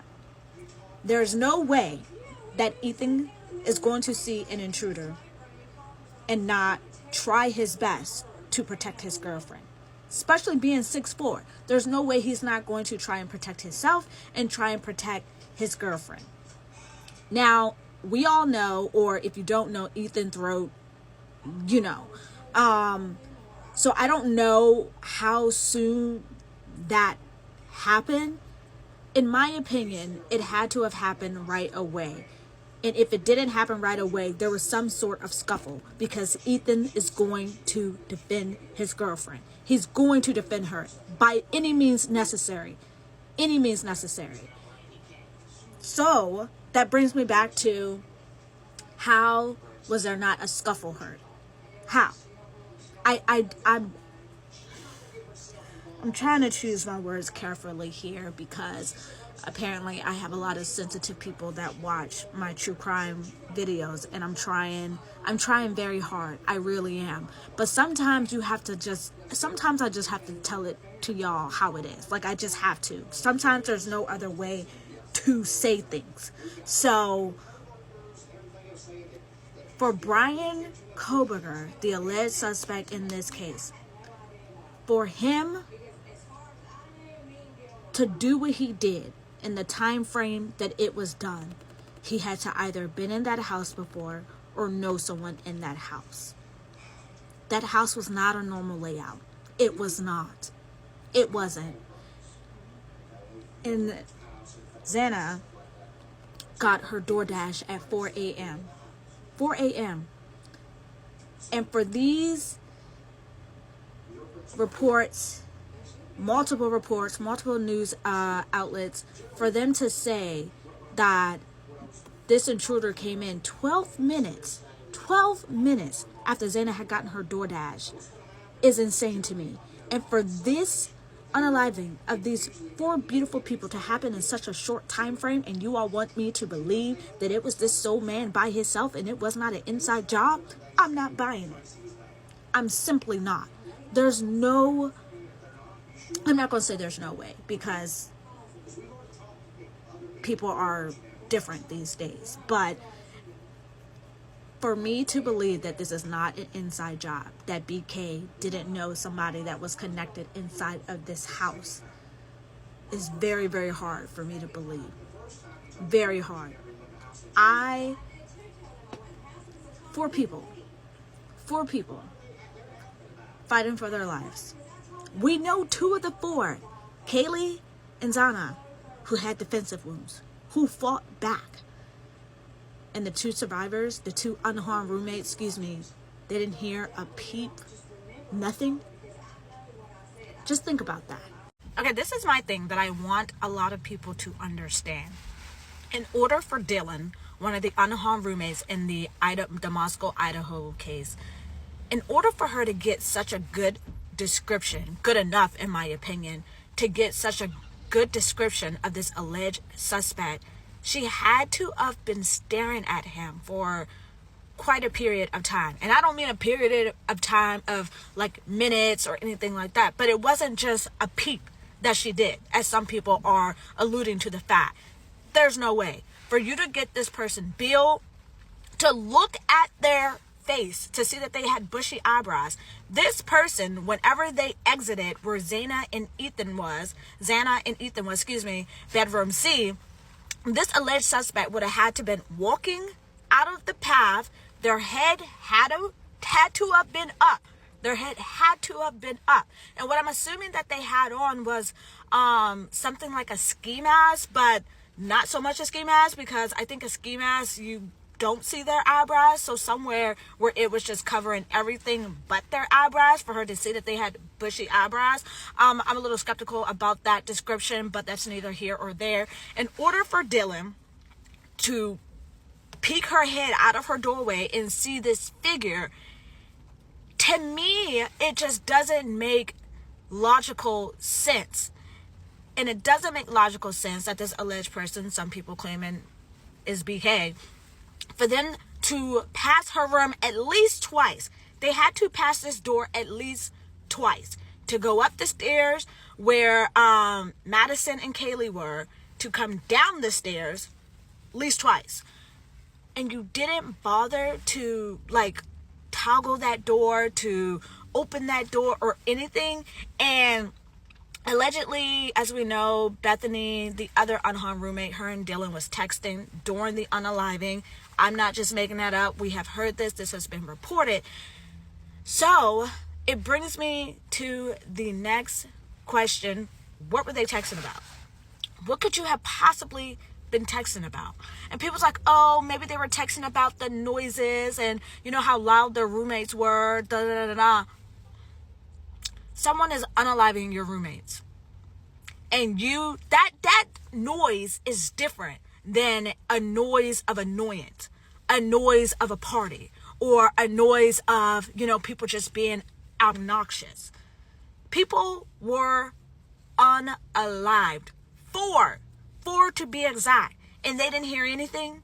Nada, zip. I'm not buying it. I'm absolutely not buying it. This is my opinion. It does not make the least bit of sense that those 2 girls did not hear a thing. It just doesn't make logical sense. And I have tried to defend them. I did. It may have only been 1 or 2 videos because there wasn't much, I didn't have much material to defend them with. I didn't. And everybody is thinking or coming at me about this case emotionally. You got to take the emotions out. And this is why, you know, they say you have to leave your emotions out of cases and things like that, because it literally alters your way of thinking. You become biased when you put your emotions into a case or into a certain situation. You have to remain objective at all times. What doesn't make sense does not make sense. You guys are attacking me and I'm just stating the case. I am literally just stating the case. It doesn't make sense. But you're deflecting and you're attacking me for saying the quiet part out loud. My heart hurts for the families. It truly, truly does. For their wishes to not be respected and this house be demolished is pure evil to me. Like, it truly is. And I know both sides claim that they have everything they need. I personally just do not buy that. This is such a crucial piece of evidence that should not have been demolished until a verdict had been rendered. Like, just look at this. for the families to watch this, like I watched this, like millions of you guys watched this. I can't imagine what emotions they were feeling. I know what I was feeling, and I have absolutely no relations to the victims. This house should not have been touched until after the trial. Now, I get it that we don't know when the trial is going to be. It could be years before there's a trial. But guess what? This house should have remained as is. But let's just rewind it back for a second. This here is a wall. It's a wall. Not a very thick wall either. Now, I can imagine, or I'm going to assume, that each wall was probably about the same size, the same thickness, or lack of, shall I say. So with a wall of this size, of thickness, this size, you mean to tell me Dylan nor Bethany did not hear their fellow roommates screaming, fighting for their lives, crying? They heard nothing. They made it seem as if, or a lot of you guys on here who's defending them, make it seem as if this house is soundproof. The fact that we got a little glimpse inside as it was being demolished, and this house is actually not as big as it looked on Zillow. It's not as big as the pictures that I seen online. Seeing this house demolished and the little glimpse that I had inside, this house is not as big or as far apart as I thought it was. To see one of the walls in the house further proves my point that the two unharmed roommates, they heard everything. They absolutely heard everything. In my opinion, how could they not? How could they not? This house was not soundproof. There was a guy who used to live in this house in 2021 who said you can hear when people are walking in the house. And everybody's like, oh, well, Dylan was under the influence. That's why she couldn't hear. And so was Bethany. So how does she come out of her room? How does she pop her door open? 2 times. 2 times. First time she said she heard Kaylee, or what she thought was Kaylee, playing with her dog. Second time she said that she heard whimpering and heard a male voice that she didn't recognize say, it's okay, I'm going to help you. So you could hear that. But you can't hear people screaming at the top of their lungs, because I know it wasn't a soft scream. You're fighting for your life. That knife that I seen a replica of what they are alleging was the weapon, there's no way there weren't screams of horrors in this house. And it gives me goosebumps looking at the inside of it, knowing the tragedy that took place there. And now that it doesn't exist anymore, to see how this case is going to play out moving forward is going to be interesting, to say the least. And at this point, my heart goes out to the family. It truly does. And I wish that they were not silenced. I wish they listened to them. And I can only hope that justice is served in this case. And the reason why the university, in my opinion, was so quick and wanting to have this house demolished is because it's hurting their pockets. But I digress. This is not right at all. I know it doesn't matter what we, the public, think. But the university, the prosecution, and the defense need to take into account the family and how the family feel about demolishing this house. They do not want this house demolished. I don't want this house demolished. Even though they say or they claim they got everything that they needed from within the house. And first of all, if that's the case, then why did the prosecution and the defense make one last sweep through the house last week? If you got everything you needed, then why did you go back to the house to do one last sweep through? You didn't get everything you needed. And to me, that shows that they don't even feel confident about this house being demolished. They went back to make sure that they didn't miss anything. And even though they claim to have been thorough and things of that nature, a jury will want to see this house. A jury will want to walk through this house. And some of you guys say they gutted the house on the inside, this, that, and the third. I'm sure the layer is still the same. The stairs are still there. The bathroom is still there. Each bedrooms is still there. The jury, if I was on the jury, I need to visually see what is inside the house. There's no way one person did this. In my opinion, I don't believe BK is the sole person who did this. I do not. There's a lot more to this story, and I am determined for them to find it out. The families deserve justice. This is beyond just me covering a case. This case really, it hits a lot of people. These kids have their whole life ahead of them, and there's something suspicious going on with the two unharmed roommates. I don't know how I can say that enough. This is my opinion. These are my theories, but it doesn't make sense. You guys have got to use deductive reasoning and things like that. You have to look at things without subtracting your emotions. You're not going to get anywhere. You're not going to see this case and other cases or any situation in life for what it is if you intertwine your emotions into it. I hope they don't demolish this house, but I fear that it is going to happen as scheduled.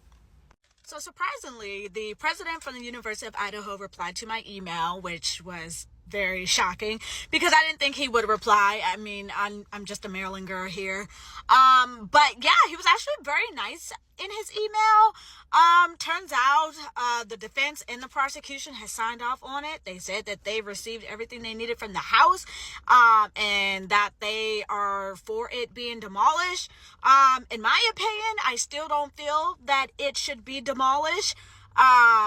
Jurors, they like to see physical evidence. They like to visit physical evidence. But, I mean, I understand both sides of the spectrum, but I highly believe that the house should be preserved, but it doesn't look like they are going to preserve it. Still look like it's going to be demolished on December 28th. Last I checked, the families did not want the house demolished. I don't know how they feel at this current moment about it.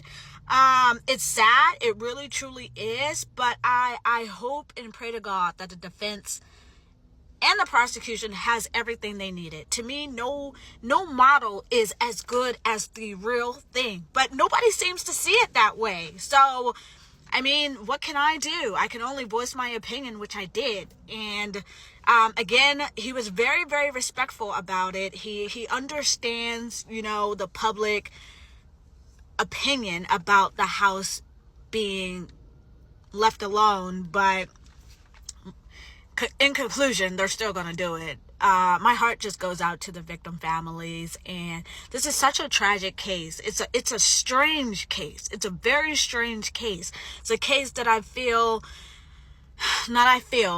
need to stop saying that. It's a case that I believe that's going to shock a lot of people. It's a case that we do not have all the facts. Of course, I know that.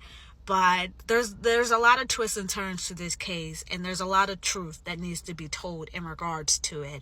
I just hope that the family can one day get the peace that they deserve.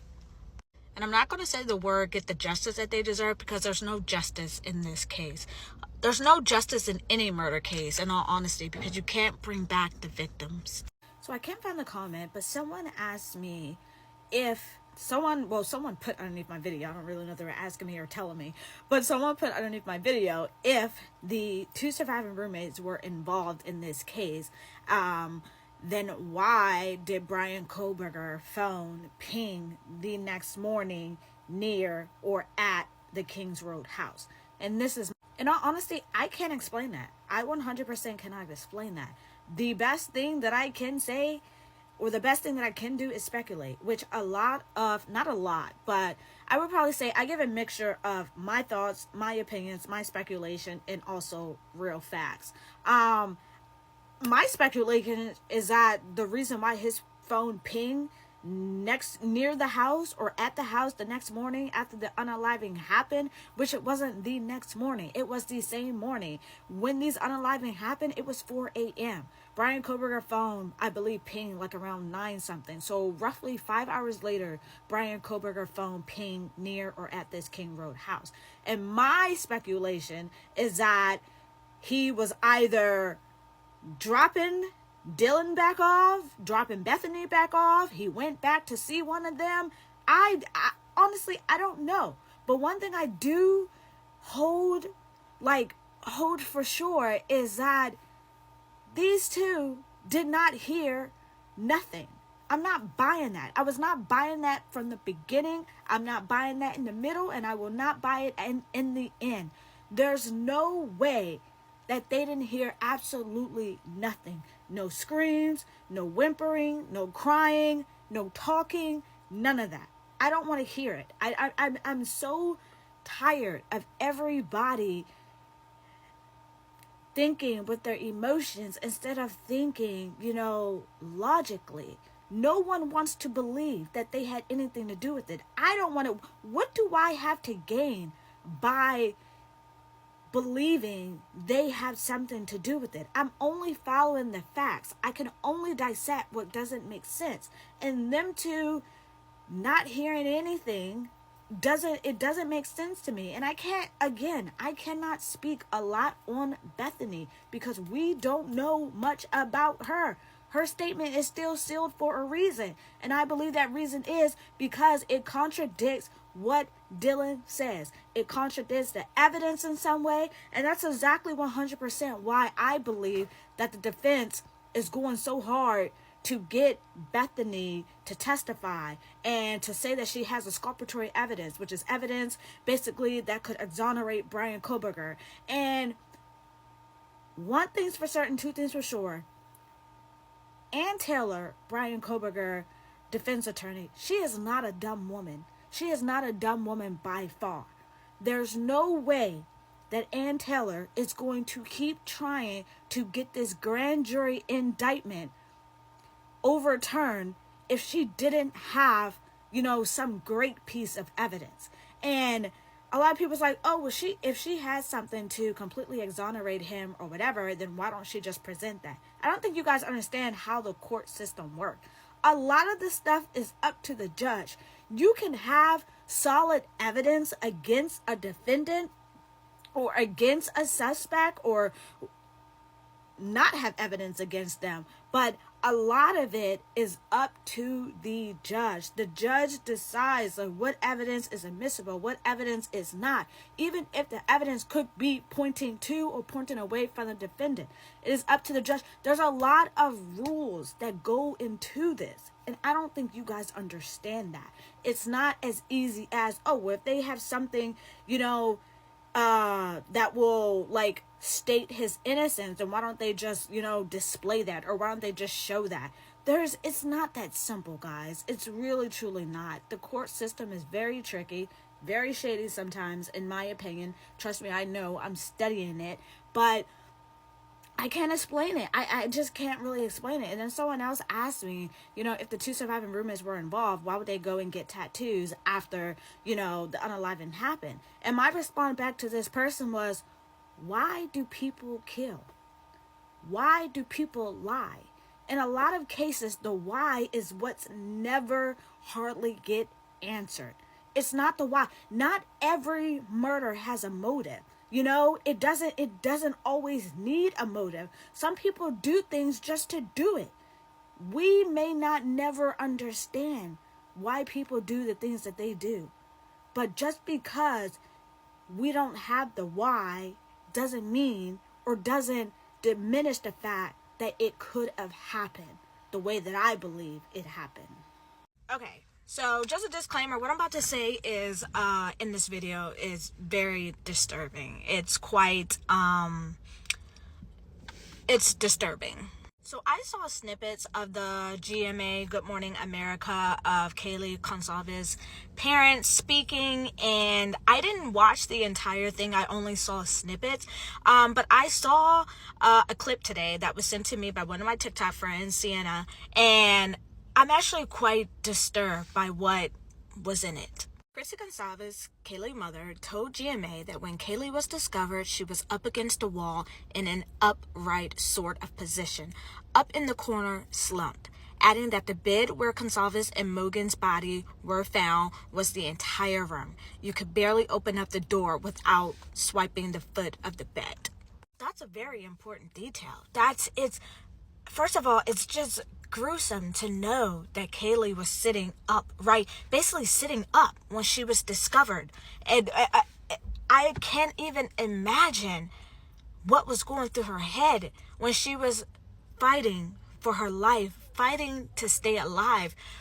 I can't imagine being next to my best friend, her being unalive, and me being trapped, me being trapped and having nowhere to go, knowing that this individual is going to turn on me.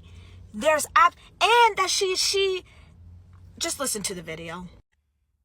Kaylee's mom of Kaylee's phone from authorities. These are the last moments of your child's life, and you're sitting here fighting with somebody who just doesn't care. They were able to collect some of Kaylee's belongings from the university over the summer, which raised concerns for them about how well possible evidence was processed, including a trash can from Kaylee's room that was full and appeared untouched. We opened it. It was a little squeezy applesauce thing like you would give to like a toddler. Yeah. It did not appear to have been gone through.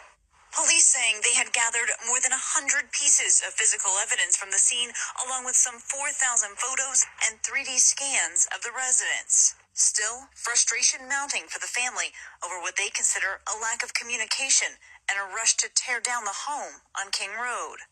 Christy describes for the first time how Kaylee was found. It's my understanding Kaylee was kind of sitting up and had fought. She fought. That's so important. And we know Xana fought too because she had defensive wounds. There's no way that Dylan Mortensen did not hear anything. Did not hear people fighting for their life. There's no way. There's absolutely no way. I am so tired of people saying that. After hearing this clip, after listening to what was disclosed in this interview, there's a reason why the prosecution wants a lot of this stuff sealed, because it looks bad. It looks bad, and they know it. The defense is fighting for it to be released. The defense have nothing to hide. They are not against unsealing the documents. The prosecution is.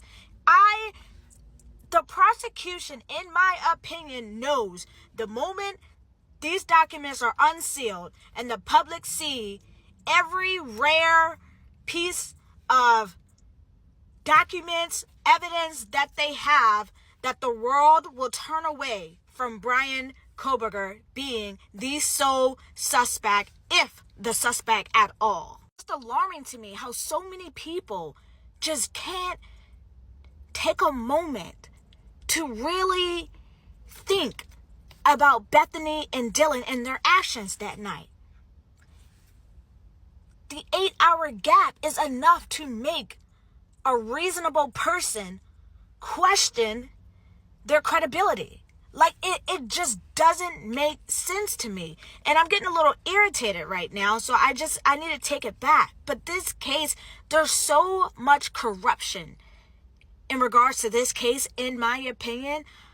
I honestly don't know if 100% justice will be served, because there's so much shit. And I say that because that King Road house should have never been demolished.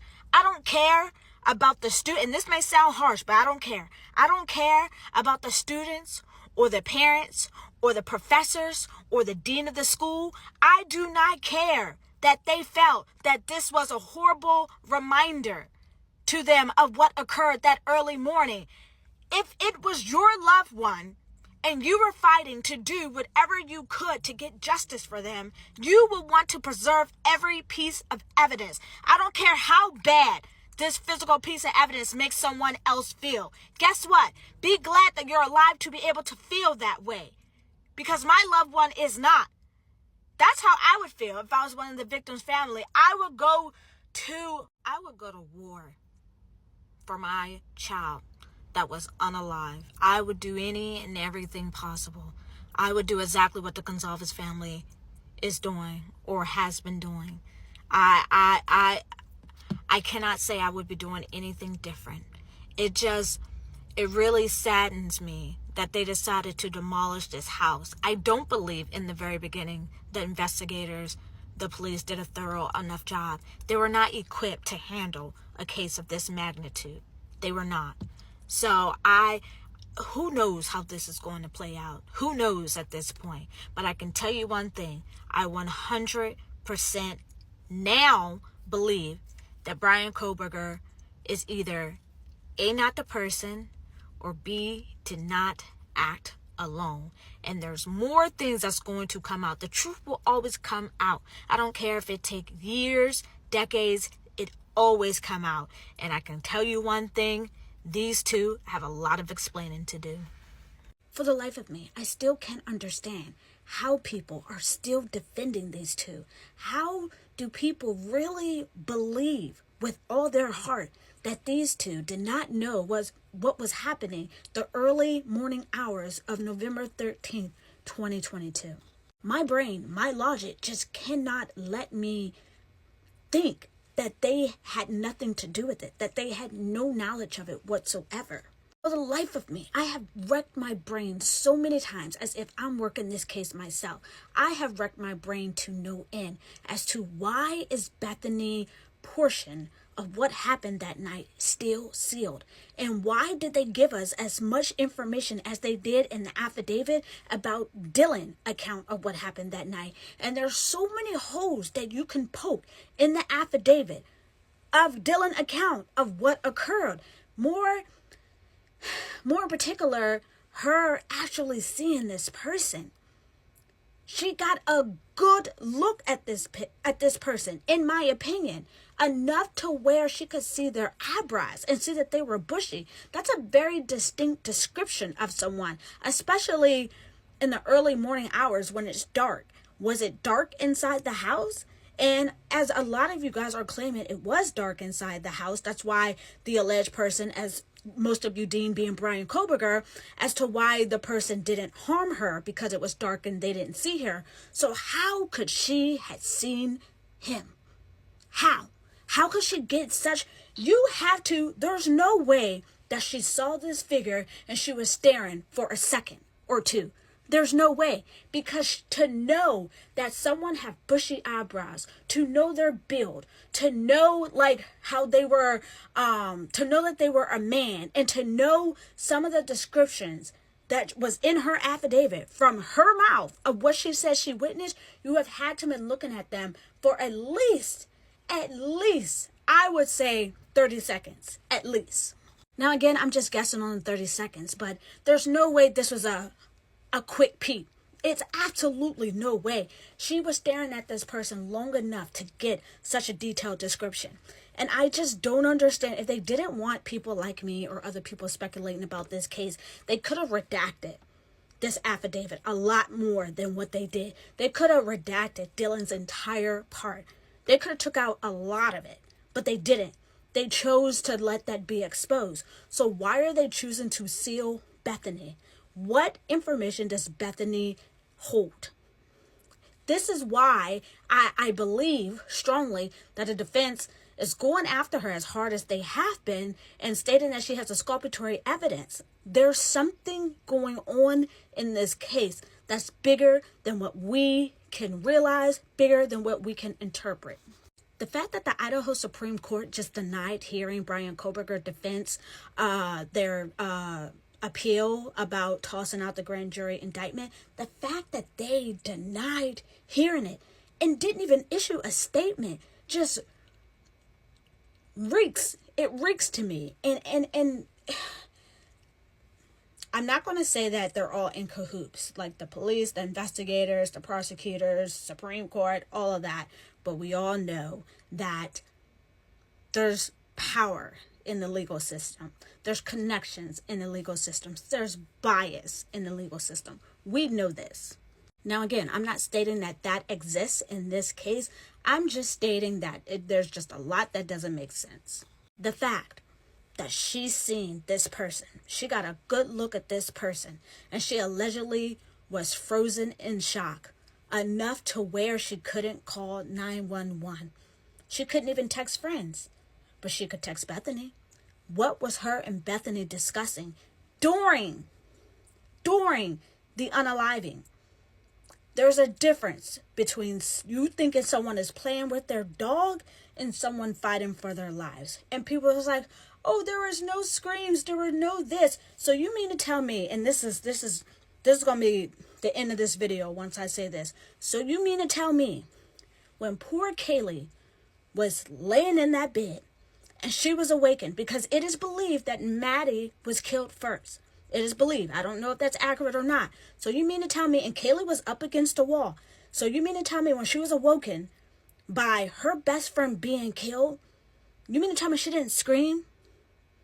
She didn't yell? Is that what you all want me and the rest of us to believe? That she was not alarmed when she saw her best friend being killed? It just... I digress. I truly digress, because sometimes it's like people just don't understand. It's like people, when I talk about this case, it seems like people just listen to me just to argue. The first thing that they disagree with, they just want to argue with it instead of actually thinking. Because if you took the time to really lay this case out, there's a lot wrong with it. To be out at a party about a year after your friends were slaughtered to death, basically, it's just weird to me. I just don't understand it. And I had another question when I was thinking about this case yesterday. Did they do, or did they show her a picture of Brian Koberger, at least like his build, so she can see if it matched up with this alleged person that she's seen in the house? I'm just very curious as to how she was interrogated and what questions she were asked.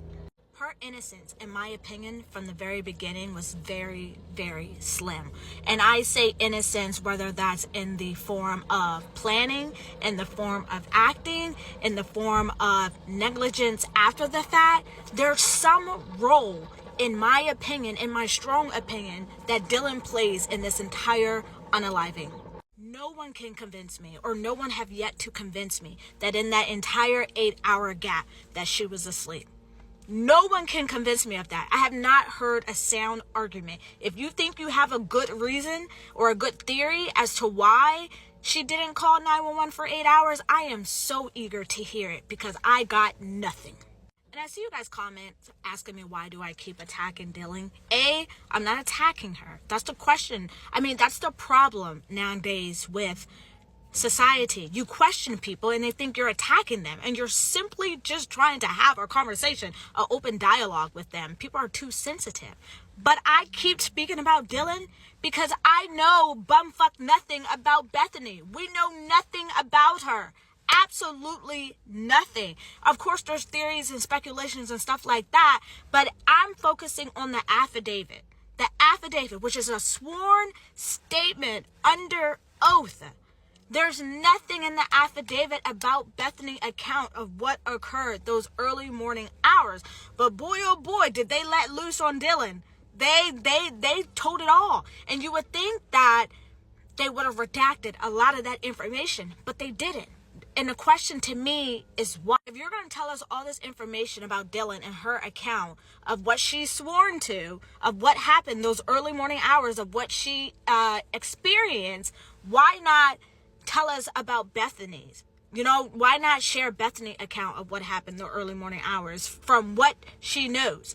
Why not share the 911 call with us? If you're going to share with us Dylan's entire account that early morning, why not share the rest of it with us? It's because it does not fit their narrative. He did not do this by himself. He did not do this by himself. And although that's my opinion, he didn't do this by himself. All right, so let's talk about it. Disclaimer, if you do not have an open mind and if you are so set on the two unharmed roommates and that they had nothing to do with this case, then this video is not for you, so you can now scroll on. Watch at your own discretion. So before I get to what I have to say about the two unharmed roommates, let's talk about Bryan Kohberger. So last week during Bryan Kohberger pre-trial hearing, there has been an expert witness that the defense team is planning on using at trial. His name is Cy Ray. Cy Ray is a cell phone analyst. He suggested at the pre-trial hearing last week that there has been some disorganized data collection from law enforcement and record keeping in the case against Bryan Kohberger. Oh, and it gets better. This expert witness, Cy Ray, also goes on to say that he reviewed the evidence provided by the FBI and the police. So far, it shows not all of the cell phone data extracted from Kohberger's phone around the time of the murders in 2022 was mapped. Which therefore, the way that I interpret that is that the police, the investigators, whomever extracted this information, they did not map everything that was extracted from Bryan Kohberger's phone. They basically just took, in my opinion, whatever they needed to feed their narrative. Instead of taking everything, how I'm interpreting this is that they just picked and choose and not everything was mapped that was extracted from his phone. So this analyst goes on to state that what he has seen so far appears to be exculpatory evidence to Bryan Kohberger. Although, eventually that could change, but currently he sees exculpatory evidence. Now, if you remember last year when the defense was going so hard to get at Bethany because they believe, even today, they believe that Bethany have exculpatory evidence that could help Bryan Kohberger. So for those who don't know, exculpatory evidence is basically, let's say, a statement that could excuse or justify or absolve someone's guilt of a crime that they're being accused of. And I truly believe that's true. I truly believe that Bethany holds some type of exculpatory evidence that could help Bryan Kohberger's defense, which is why they were going so hard to try and speak to her, which they did. They were able to speak with her under oath privately. I believe they went to Reno, where she currently is, or where she's from, or where she was at the time, but they did speak to her. The defense did. And I say I believe that in regards to Bethany because why is her statement still sealed? Why? Why? In my opinion, if Bethany's statement supported Dylan's statement, which was released in the affidavit in any way, shape, form, or fashion, why did they not release it? Why did they completely seal her account of what happened in those early morning hours, but they let loose on Dylan? They let everything out there, which I was very surprised. I said this plenty of times. I am highly, highly surprised as to how much they did not redact in that affidavit in regards to Dylan account and what she saw, what she stated occurred in those early morning hours. I just don't understand how people are not asking the questions that need to be answered in regards to Dylan. 8 hours to call 911 after you saw someone in your house and you were literally, allegedly so scared or so startled about what you saw that you froze in place. But yet 911 wasn't called until 8 hours later and you were not the one who called 911? Like, come on, guys. And then a lot of people, a lot of the Dylan supporters, I guess you can say, were coming at me in regards to previous videos I made that she was out at a sorority party, just living her life, not even a year after these murders happened. And people were coming at me because I also reported that she was not returning to the University of Idaho. And I personally kind of questioned that. And everybody was like, why would you say that? Why would she go back? She's not going back because of people like you, blah, blah, blah. And I'm just like, and everybody kept saying she's so traumatized. She's so traumatized. Like, why would she go back? So this is my question. Do you not think Ethan's siblings, which he was a triplet, and that bond is so much close than just being siblings. They were triplets. Do you not think they were traumatized, or they are traumatized as well? But they went back to school. They went back to that university. through everything going on, they went back. So why could Dylan not go back? I mean, I understand why she didn't. I'm not going to sit here and act like I don't understand why she did not go back. But everybody keeps using the excuse she was traumatized. She was traumatized. Do you not think Ethan triplets, his siblings, do you not think they weren't just as traumatized? Like, no, they weren't in the house when the unalivings happened. No, they did not see this alleged masked person. But their trauma still exists. And I know a lot of people are going to have problems with what I just said, and that's okay. That's absolutely okay. But I need people to understand that this whole case just does not make sense. This was more than one person, in my opinion. This was more than one person. I do not believe that Brian Koberger did this by himself. If he even was the person who did this. Let's just say he was there, you know? But who's to say that he was the one who actually did the stabbings? Okay, this is the last part that I'm going to say, because I'm sure I already got some of y'all 38 hot. Like, I'm sure some of y'all are mad at me for what I just said previously. However, this is the layout of the second floor of the house. I'm going to end this video here. Dylan was in bedroom D. Xana and Ethan was in bedroom C. The stairs there are what go up to the third level, where Kaylee and Maddie was. The porch over there to the top right by the kitchen, that is where allegedly this intruder came in and left out.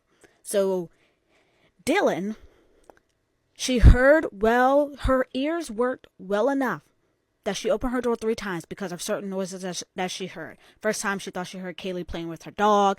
Next time she thought she heard whimpering in a male voice that she did not recognize. Say, "It's okay, I'm going to help you." That's in the affidavit. So she heard all of that stuff. We all know she could hear outside of her bedroom with her door being closed. So okay. So you mean to tell me she didn't hear someone going up and down the stairs at least twice? Did she not hear people fighting for their lives? And a lot of people are like, oh, she was drunk, she was intoxicated, she was that. Then everything that she witnessed, or everything that she said she witnessed in the affidavit, can be thrown out. Like, I just don't understand. This house was not a mansion. Dylan was here. Xana and Ethan was unalive here. Kaylee and Maddie was unalive above her. The floor above her. This was not a mansion. I just don't understand. I don't understand how people are constantly defending the actions. And everybody was like, well, she was frozen in shock. She didn't know to call 911, blah, blah, blah. What? Like, what? I'm not even going to say anything else. I'm just going to let you guys digest this video. And if you guys aren't mad at me, I'll make another one. But I'm just going to leave this here. Okay, as promised, guys, here we go. Now, I know I'm not going to be able to fit all my newfounded thoughts in this video. However, I'm going to try to upload the second and the third after this. Forgive me if I don't. All right, now let's get started. As you can see, I have my folder. When I have my folder, you know that I'm about to flip. Okay, so remember when I said repeatedly for the longest time that we don't know anything about Bethany, that Bethany account of what happened that night, early morning hours, is still sealed, blah, blah, blah. Actually, we do. It's small, but we do. When I say I read this affidavit frontward, backwards, left, right, left, I truly mean that. And even I missed this. Or maybe I didn't miss it, but I just didn't pay attention to it because I was so overwhelmed by Dylan's account. Well, so in the affidavit on page 3, it states that Bethany physically seen Ethan and Xana at the Sigma Chi house on the University of Idaho campus. She goes on to state to the detectives that she's seen them from about 9 p.m. on November 12th to 1:45 a.m. on November 13th. Okay, pause. My first question is, was Bethany there at that party, at that house the entire time? She would have had to been, right? Because how else would she know that they were there from this start time to this end time? Page 3 at the affidavit then goes to say that Bethany also estimated that at approximately 1:45 a.m., Ethan and Xana returned to the King Road house. Bethany also stated that Chapman, Ethan, did not live in the King Road residence, but he was a guest of Xana, his girlfriend, of course.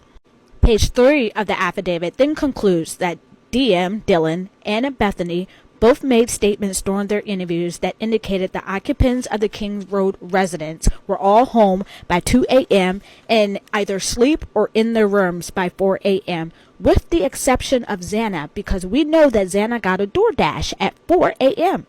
And then Bethany goes away. She's no longer mentioned in the affidavit. Nothing. But Bethany had to have left. Let's go back here. Bethany had to have left the Sigma Chi party before Ethan and Xana and went home in order for her to say what time approximately Ethan and Xana got home. Now I'm very curious if the investigator asks Bethany, how was Xana and Ethan demeanor? Did she talk to them? Did she interact with them? How did they seem? Did they seem normal? Did they seem intoxicated? Like, what was going on?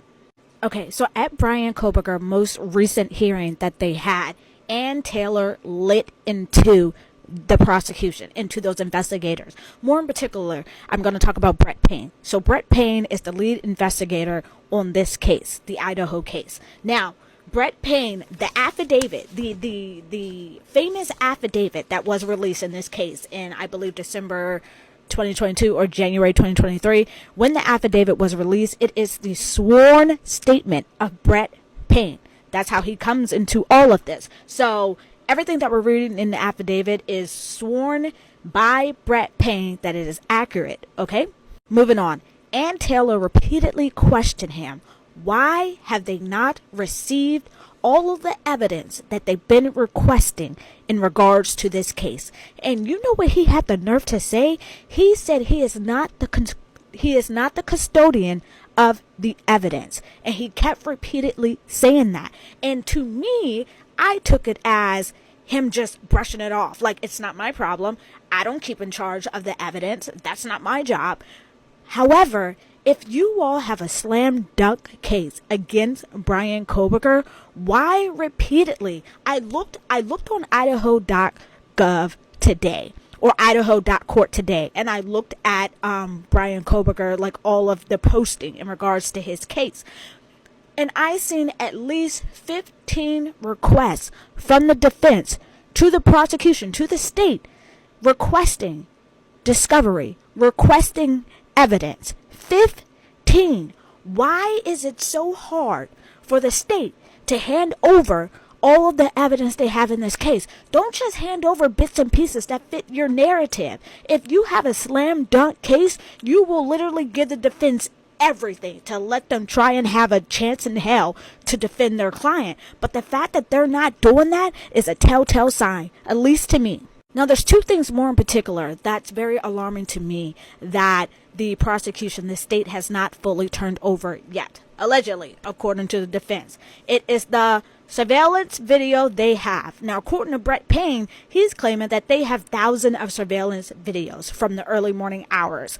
But what they don't have, which he admitted when Ann Taylor asked him during this hearing, what they don't have is surveillance video of Brian Koberger, his white Elantra, as everybody's saying, is what was speeding away, from the scene. They don't have a surveillance video of that video going southbound, which is what the prosecution, what the state said was his travel path. So why don't you have that surveillance video? But you keep talking about all this other video you have that points to him, blah, blah, blah. Then turn it over to the defense. Turn it over to the defense. Maybe if the defense see everything that the prosecution have, if they have anything, maybe they might do a plea deal or something like that, if one is even offered. But turn over, the state is obligated to turn over every piece of evidence they have to the defense.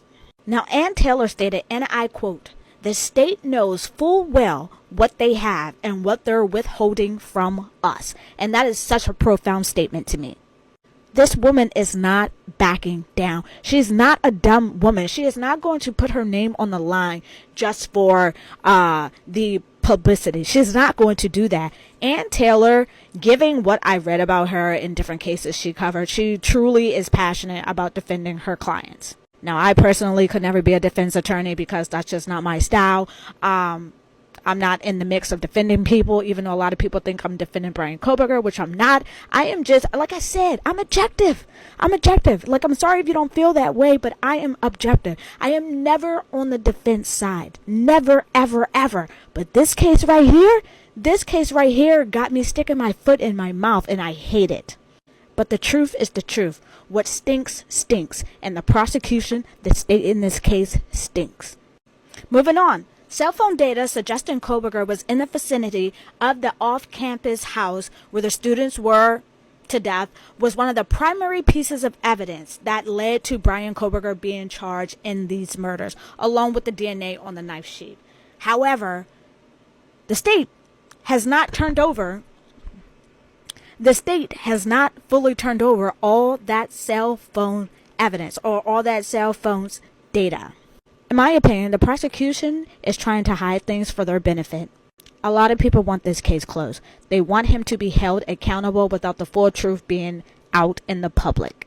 Okay, I think I'm running out of time in this video, but I'm just going to end it with this. So remember, the prosecution, the prosecution office is the same office who would have determined if charges were to be brought against the two unharmed roommates, Dylan and Bethany. Stay with me. So I say that to say, how can anyone believe just because the two unharmed roommates are not in jail or are not being named a POI, etc., think that they had nothing to do with it? This was a horrific crime. We all know that. Now, the same prosecutors who are bringing the charges against Brian Koberger, the same prosecutors who are withholding evidence from the defense, would have been the same prosecution office who would have brought charges against Dylan and Bethany if they saw fit.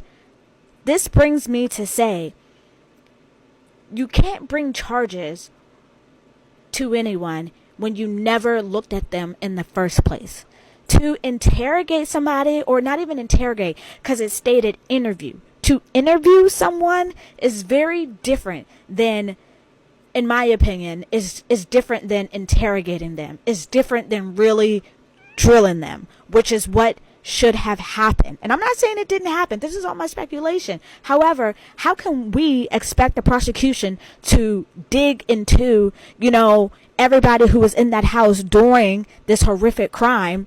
How can we expect them to do that when they can't even give all the evidence to the defense? So just because they have not been charged or they've been cleared as suspects, look at who cleared them. Look at who cleared them, the people who's hiding evidence. If you have a slam dunk case, you will not be doing the conduct that you are. Okay, part 2 as to why, in my opinion, I believe that there's something fishy about the two unharmed roommates. Now, I'm going back to the beginning right now, to the very beginning, before this whole sealed, redacted thing came into play. Kathy Mabbitt, who did the, now she wasn't the person who did the full autopsy, but she was the coroner who arrived at the King Road house and looked at the bodies. So this is the article that I'm reading is from the Today Show, and it's from November of 2020. Like, it's very fresh, November 2022, of when everything happened. It says, in an interview with NBC News, November 17, 2022, Mabbitt said the autopsy gave a clearer picture of what time the four were killed, their extensive wounds, and what the murder weapon was. It would have been early in the morning, sometime after 2 a.m., she stated, but still during the night. Adding that there wasn't a medical way to determine who was attacked first, but investigators are trying to put timelines together with other text messages and other technology. She said that the murder weapon would have been a bigger knife to be consistent with their pretty extensive wounds, which we all saw the replica of the K-bar knife that was alleged to have been used in this horrific crime. Mabbitt said that the victim showed a little bit of bruising, but nothing significant. She added that some bruising wouldn't be uncommon during a stabbing. Mabbitt couldn't say how many times each victim was stabbed, but said it was safe to say each of them had multiple wounds. She declined to say where on the body they were stabbed and later clarified that the victims were stabbed in different places in different amount of times. All 4 were stabbed in different places in different amount of times. That to me screams brutal. That to me seems or screams blood everywhere. But just pause for a moment. MASHUP said it was likely the 4 had bled out in the home, which was seen in the news report coverage when the blood was seeping outside the house. So how the HE double hockey stick can you all tell me Dylan, who was on the same floor where Xana and Ethan got unalived, did not see any blood? Any? You mean to tell me, wait a minute, let me show you the layout. So this is the layout of the second floor of the King Road house. So you mean to tell me that 8-hour gap in between from the last time she saw this figure dressed in clad where she was frozen in shock, you mean to tell me that when she opened her door, she just went outside the door and called other friends over because she couldn't reach her roommates? It just doesn't make sense. And I'm very curious to know if when Dylan called these said friends over, did she tell them that they're initially on that phone call, not when they got there, on that phone call, when she either texted or called them, did she tell them there was someone in the house that she seen that scared her so bad she was frozen in place? And I wonder if anybody asked her, well, why didn't you call 911 then? Like, I'm just so curious as to how this conversation developed. And there's a big reason why they still have the 911 call sealed. Like, I've never seen a case where the 911 call was sealed for this long or was even sealed at all. That just shows me there is something big in this case that's going to blow a lot of our minds wide open. And maybe not minds, because I'm already living on the edge with these videos. Like a lot of you guys saying I'm, attacking this person. I'm reaching, I'm this, I'm that. I'm just thinking. That's it. I'm not doing anything fancy, but just thinking with the brain God gave me. This is another thing that gets me. Have anybody asked about the nail clippings yet? There were nail clippings that were found and taken from the home that were sent off to the lab. Did anybody say anything about that? Have we heard anything about that? Have the defense or prosecution? Anything? It's possible it could still be sealed. It's possible it could have belonged to, one of the victims. But it's also possible that they could have belonged to somebody else. Like, these are questions that need to be asked. So then in this article, MASHUP goes on to state, I've been a coroner for 16 years. We have had multiple murders in the past, but nothing like this. That, to me, tells me that this was brutal. It was brutal. Have you ever, prick yourself and it was the tiniest little cut, but so much blood came out? Can you imagine? And she says she wouldn't even describe these as stabs. They were like gashes. So can you imagine the blood that bled out? And I'm trying not to be graphic, but I need people to understand. Any reasonable person, I don't understand how you cannot say or see that there's something up with the unharmed roommate stories. At least Dylan, being on the same floor where Ethan and Xana was unalive, I refuse to believe that not one of them screamed. I refuse to believe that the first time when she opened her door, she thought she heard what was Kaylee playing with her doll. I refuse to believe this stuff. My mind just won't let me. And I'm just going to end this video here because Funk was one of the survivors, and now she's agreeing to be interviewed by the defense in the murder case. Attorneys for the suspect, Brian Koberger, issuing a subpoena for Funk to testify. Koberger's legal team claiming Funk has exculpatory information that might help to exonerate him. An investigator for the defense writing, Ms. Funk's information is unique to her experiences and cannot be provided by another witness. Funk's attorney fought back, filing a motion to quash the subpoena, writing, even if Funk possesses exculpatory evidence, which remains unknown, there is no place or reason to present it at a preliminary hearing. But new court documents made public show she's now agreed to an interview with the Idaho-based defense counsel. Funk will testify in Reno, Nevada, where she's from, instead of taking the stand in the Layton County, Idaho court, where Koberger's preliminary hearing is set to begin in late June. Ahead of the hearing, the prosecution expanding its team as they look to bolster their case against Koberger. 2 deputies from the Idaho Attorney General's office, Jeff Nye and Ingrid Batey, have been appointed to assist in the prosecution. So it's interesting to me in this video how they're saying that Bethany Funk has agreed to testify as if the choice was up to her solely. Like, that's not how a subpoena works.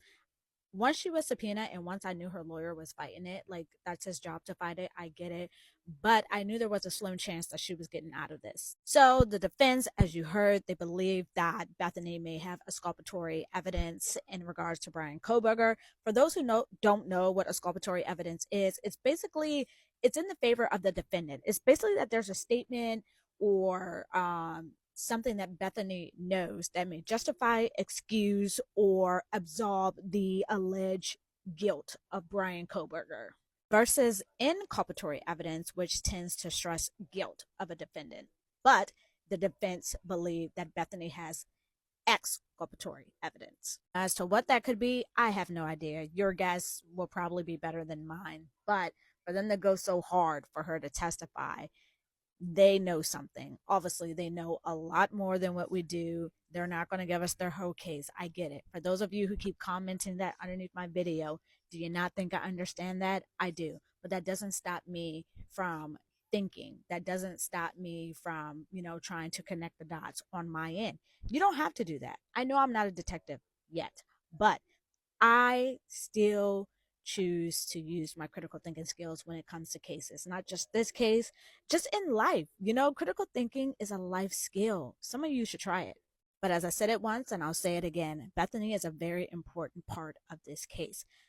Her statement, her report, whatever she said to police about her regards into this unaliving of these 4 victims is very, very important and very, very crucial. So whatever she said and whatever the defense know, it must be something big, because for that to still be sealed, it says a lot. They don't want the public to know that, because I feel like people will go even more crazy about, their theories and things of that nature. There's also a reason that this 911 call has been sealed. They are protecting it with their life, which I completely understand. Have at it. However, Dylan and Bethany, they know more. They know more. And for you all to think or to believe that what we hear, what we see from the affidavits is it, you're definitely kidding yourself. There's a lot more to this case than the eye can even imagine. A lot more. And I just truly, a lot of people, which I kind of want to touch on this, I don't really think so, but a lot of you all under my comments keep saying that this whole situation was drug related. I don't feel like it was. I don't think that it was. Like, I understand, Bryan Koberger history, and you all are saying they were party people and this, that, and the third. Party people don't always equivalent drugs. Okay. So let's just be clear with that. But I'm very interested to see how things develop. I'm very interested to see when a court date may be set. It may not go to trial for years. You just don't know. Okay, so unpopular opinion, which you guys know I am apparently full of those when it comes to this case. In my opinion, even if reasonable doubt exists, which from the little bit we know, I believe reasonable doubt exists. I have reasonable doubt. If they don't change the venue of this case, which they probably won't, because they don't want anything to be in the defendant's favor. But if they don't change the venue of this case, reasonable doubt or not, those juries, in my opinion, are going to find him guilty. Now, I'm still studying the law, so I definitely don't know it all, and I'm learning as I go. But I do know a defendant cannot be found guilty on the act of suspicion. On people's suspicion of their guilt. And there's a lot of suspicion that this man is guilty. I don't know if he's guilty or not. I state my opinions. I state the little bit of facts we know, and I just draw my theory or thoughts from that. Now, for those of you who don't know, reasonable doubt exists when you can't firmly convict someone of a crime, or you cannot say without certainty that they committed that crime. Reasonable doubt exists. It exists. If you had done any kind of research in regards to this case, you have reasonable doubt, whether it's little, whether it's big, it doesn't matter. And I fear whether or not these jurors have reasonable doubt, they're going to find him guilty, because the public has already deemed him guilty. Again, let me repeat, I am not on the side of the defense. Absolutely not. I'm not. I'm always on the side of the truth, however that may fall. Okay? So I wish you guys stopped saying that underneath my comments, but you probably won't. So that's neither here or there. But in this case, given what we know, the little bit that we know, reasonable doubt exists.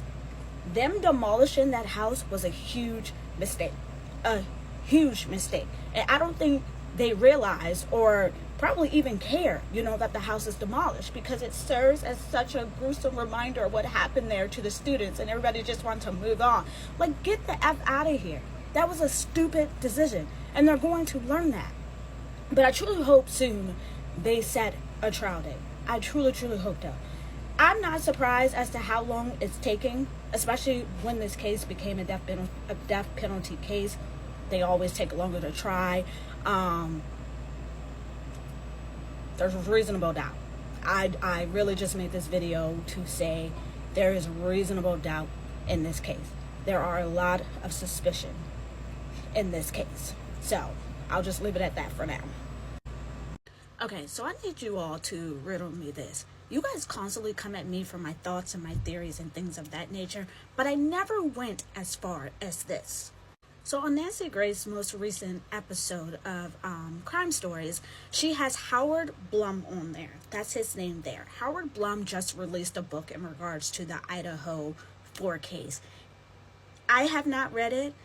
Do I want to read it? Yes. Am I already skeptical about the book? Yes as well, and I'll explain why.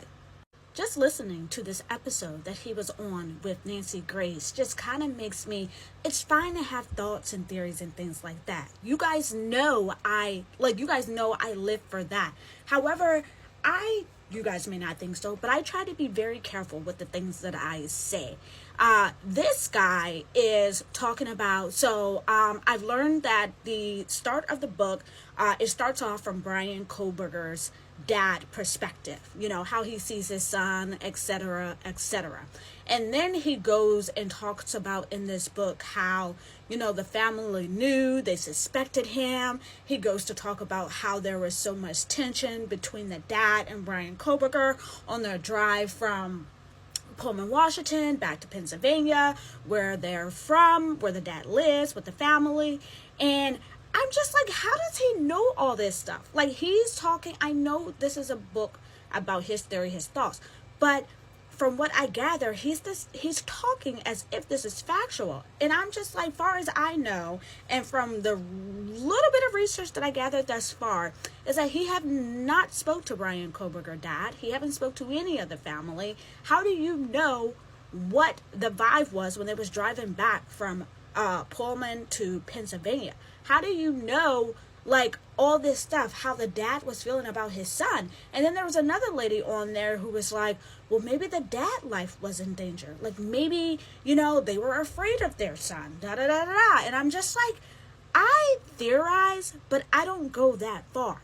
To write a book about a case that hasn't even fully completed yet, to me, is irresponsible.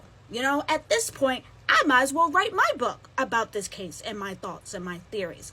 But this is just, it's dangerous. It's very dangerous. And this is just my opinion. And you guys know I love Nancy Grace, but I can't believe she gave this guy the time that she did. And crazy to say, I want to read the book. I absolutely want to read the book. And when I get my first check at the end of the month, I'm definitely going to buy the book just so I can see fully where this guy is coming from. And also in the book, he goes to say that Maddie was the target.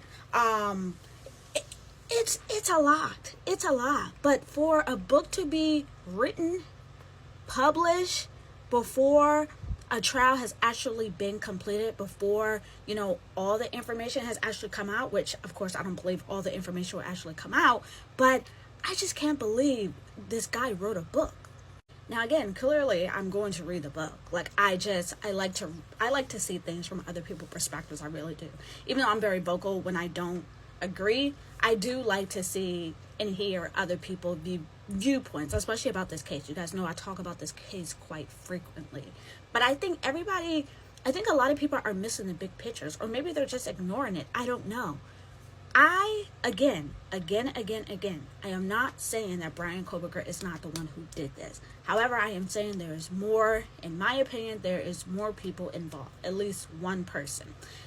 How did this guy know? First of all, the layout of the house, I've said it plenty of times, is not a normal layout. Second of all, when you go through the sliding door, let me see if I still have the picture. Okay, this is the second floor. This over there to the top right is a sliding glass door where it is believed that this alleged person entered and exited. So once this person comes in, let's say BK, as most of you guys believe. So let's say he comes in, he goes through here. His first sight is going to be that door right there, Dylan's bedroom, which is where she was. How would someone know if they didn't have inside, contact, in my opinion? How would they know to skip that door and go right up the stairs, So to me, this debunks the people that I see that say this was random or whatever. I'm like, absolutely not. If this was random, you would not miss that door. It wasn't random at all. So miss me with that. But to go in, you lay eyes on that door. You do. But you go up these stairs and you go directly to the room where Maddie and Kaylee was. How did he know that Maddie and Kaylee were behind that door, that specified door? Also, how did he know that Kaylee was there that night? Kaylee had already moved out. She had already moved out. So a lot of people, even this guy, Howard Bloom, he believes that Maddie was a target. I don't know. I'm still on the fence about that. And that's just giving my thoughts from the little bit of facts and the information that I know. However, how did he know where Maddie's room was? How did he know that Maddie was even there that night? She could have been staying at a friend's house that night or somewhere else. There's more people involved, in my opinion. And then for him to come back down, walk past that door, and not even try to see who's behind it. So once he walked back down, apparently he must have ran into Xana or Ethan or Juan, and I don't know how that situation erupted. However, I just don't understand how Dylan can open her door 3 times, and on the 3rd time is when she's seen this person in her house who didn't belong, and yet she didn't call 911.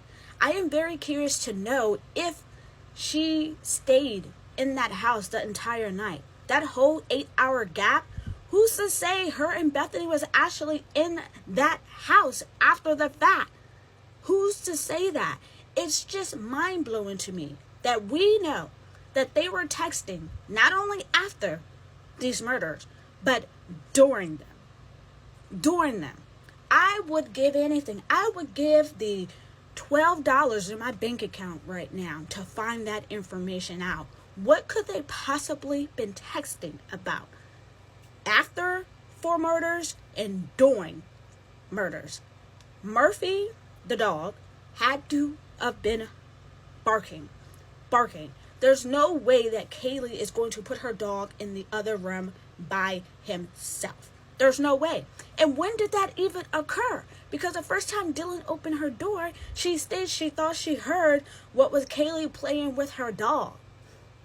So when did Kaylee put Murphy in the other room? When? I just don't understand. I'm going to take it back. Because some of you guys say I'm so aggressive when I talk about this case, which it's easy to label people like me aggressive. I'm not aggressive. I'm just very passionate, because when stuff don't make sense and people try to gaslight you as if you're wrong for questioning what don't make sense, that's what gets me to another level. Now, again, I'm still in school. I'm still learning. I really am. But to me, body language says a lot. Body language says a lot. And I stared at this picture for hours. I mean, for hours. And this picture was taken on the day that they were murdered. And body language just says a lot to me, and I'll just leave it at that. But if someone gets Howard Bloom book before I have a chance to get it, please let me know your thoughts, or please scan me over the pages, because I need to read this book. I really need to read this book. I just don't understand how someone could have already written and come out with a book before a trial has even happened, before we even know all the information. I just don't buy that someone was on the same floor where two people were unalive and they opened their door 3 times, one time seeing the actual killer allegedly leaving, and you freeze in place, you hide in your room allegedly for 8 hours, which I do not believe that at all, but a lot of you guys do, so to each his own. But 911 is not even called by the person who saw this intruder. That's the part that gets me. Everybody's ignoring the elephant in the room, but I can't do it. My eyes are too big. I can't do it. So tell me what you think about this guy writing a book. If you have more thoughts about this case, let me know. It's just a mess. You know, I have to be honest here. I've been honest. Honestly, that's why people have a problem with my videos when I talk about this case. But I don't buy it. I don't. Last night, I stayed up a little too late. And late to me is like 11 midnight, 10 o'clock. That's late to me. There's just no way. There's no way, at least, and this is me speaking more towards Dylan than Bethany. There's no way she was not aware of what was going on. There's no way. There's no way. Now, this is one of many podcasts that I listen to in regards to this case. And I've been listening to this podcast all day today at work, just binge watching it, re-listening. And the statement Joseph Scott Morgan was on one of the episodes. And if you don't know who Joseph Scott Morgan is, then you shouldn't be here having this conversation with me. However, this is a statement he made that stood out to me. And Joseph Scott Morgan, he knows his shit. Look him up. But this statement reads, "There's nothing bloodier than sharp force injuries." Sharp force injuries, meaning a stab, a knife, a blade, being, I don't want to say too much because I don't want this video to get taken down. These college students were 7 days away from their Thanksgiving break. 7 days away. Now, this is another reason why I made a couple videos a couple weeks back. If you want to look at my IDAHO4 playlist, because someone asked me, why do I believe that Maddie was not the target, and who do I believe was the target? And I said Kaylee. I made a video saying Kaylee. This is another reason why I believe Kaylee was the target, okay? Listen to me. So they were 7 days away from their Thanksgiving break. Kaylee was set to graduate. Kaylee were not even supposed to be there that weekend, but she was there only because she wanted to show her best friend Maddie her car. This is just all my theory here of what I'm about to say. I believe that this was the one last chance that these people, and I say these people because of course I believe more than one person was involved. I believe that this was these people one last chance to do the act that happened. And I believe that if Kaylee was not the target, this could have happened on any other night, during any other time. But the fact that it happened, that Kaylee was there, and even though she was not supposed to be there, and I believe that someone on the outside, let's say Brian Koberger, how would he know she was there if someone on the inside didn't tip him off? Because whatever car she was driving before, she was no longer driving because she had this new car that she had just only had for a day. This girl had her life set out. She was ready to move to Austin. She had a job lined up. She wanted to travel to Europe. I truly, given my research, I believe that Kaylee was the target. I truly do. And I'm also pretty curious, why was the drywall cut out of Maddie's room? First of all, they shouldn't even demolish the house. That house was the biggest piece of evidence they had in this case. They should not have touched that house. They should not. Like, I understand you have to take pieces of evidence out and things like that, but that house should have never been torn down. Ethan was a healthy young male. He was athletic, a healthy young male.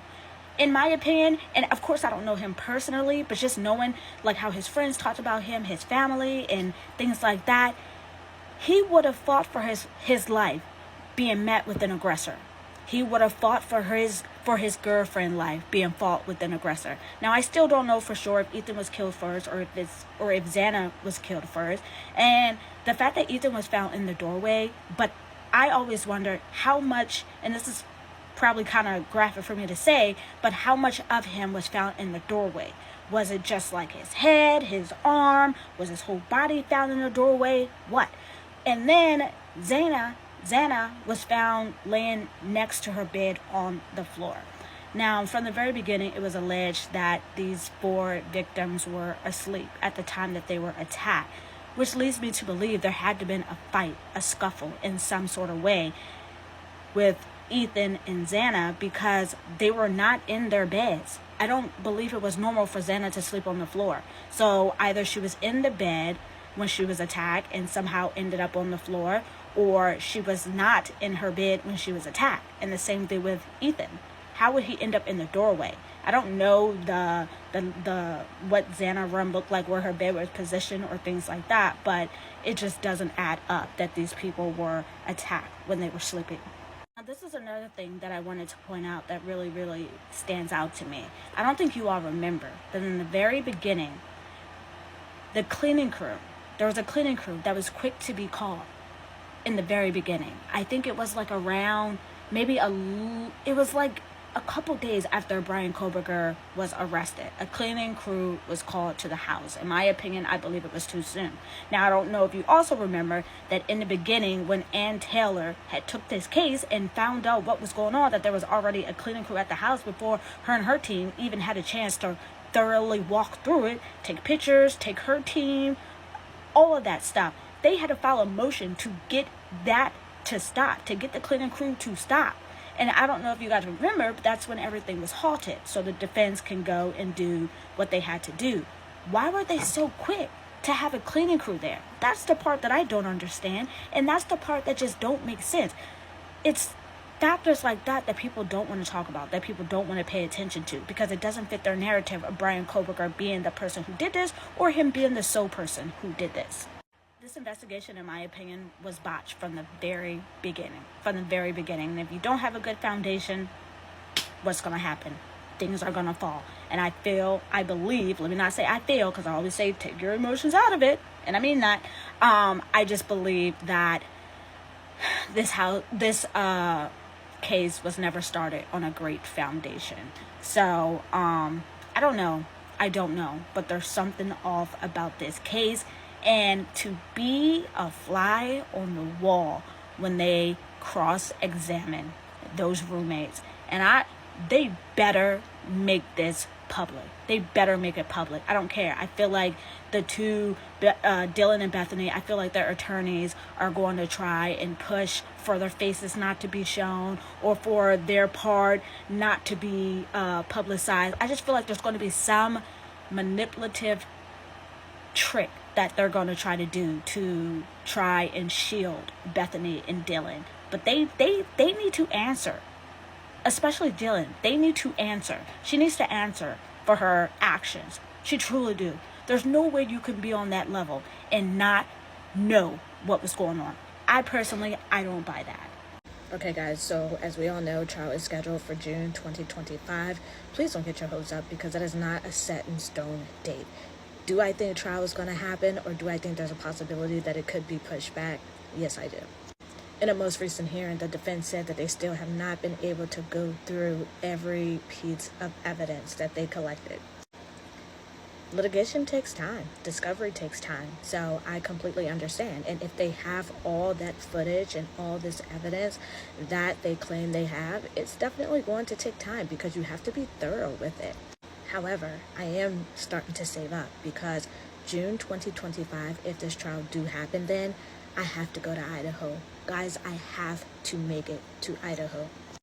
obviously I will only go for a couple days. I'm a working woman, and I'm in Maryland. Idaho is like all the way across the country, so yeah.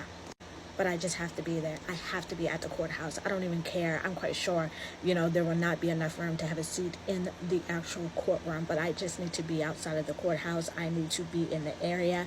I have to be on the scene. I just have to be. A lot of people seem to be ignoring all of the discrepancies and all of the red flags with Dylan Mortensen, for lack of a better term.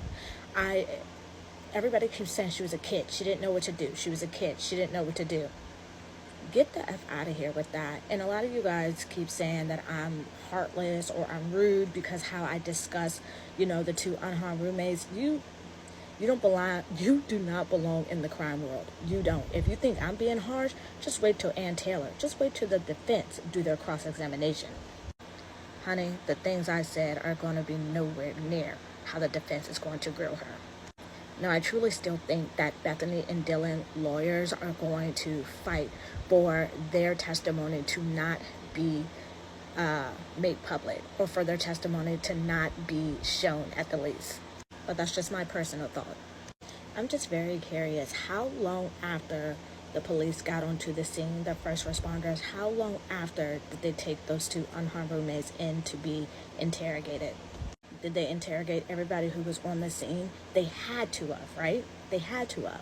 I feel like this case just didn't start off on a good foot, and when you don't have something with a good foundation, everything else is going to fall. I would love to speak to someone who was on the scene when this happened.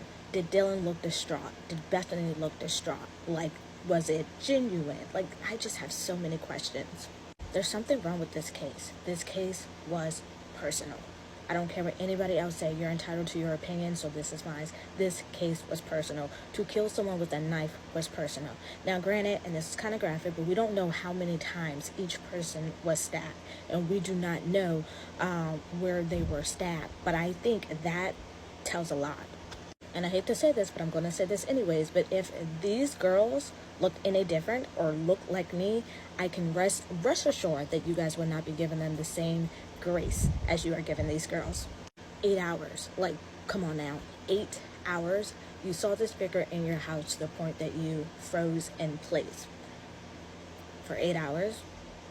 Obviously, you didn't freeze in place because you went back in your room, or you did whatever you did for the 8 hours.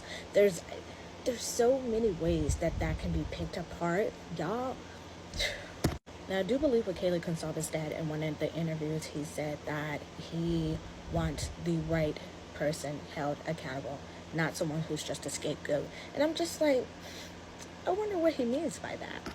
I mean, like, I know what he means, but is it deeper? Because I always think there's deeper meaning in what people say.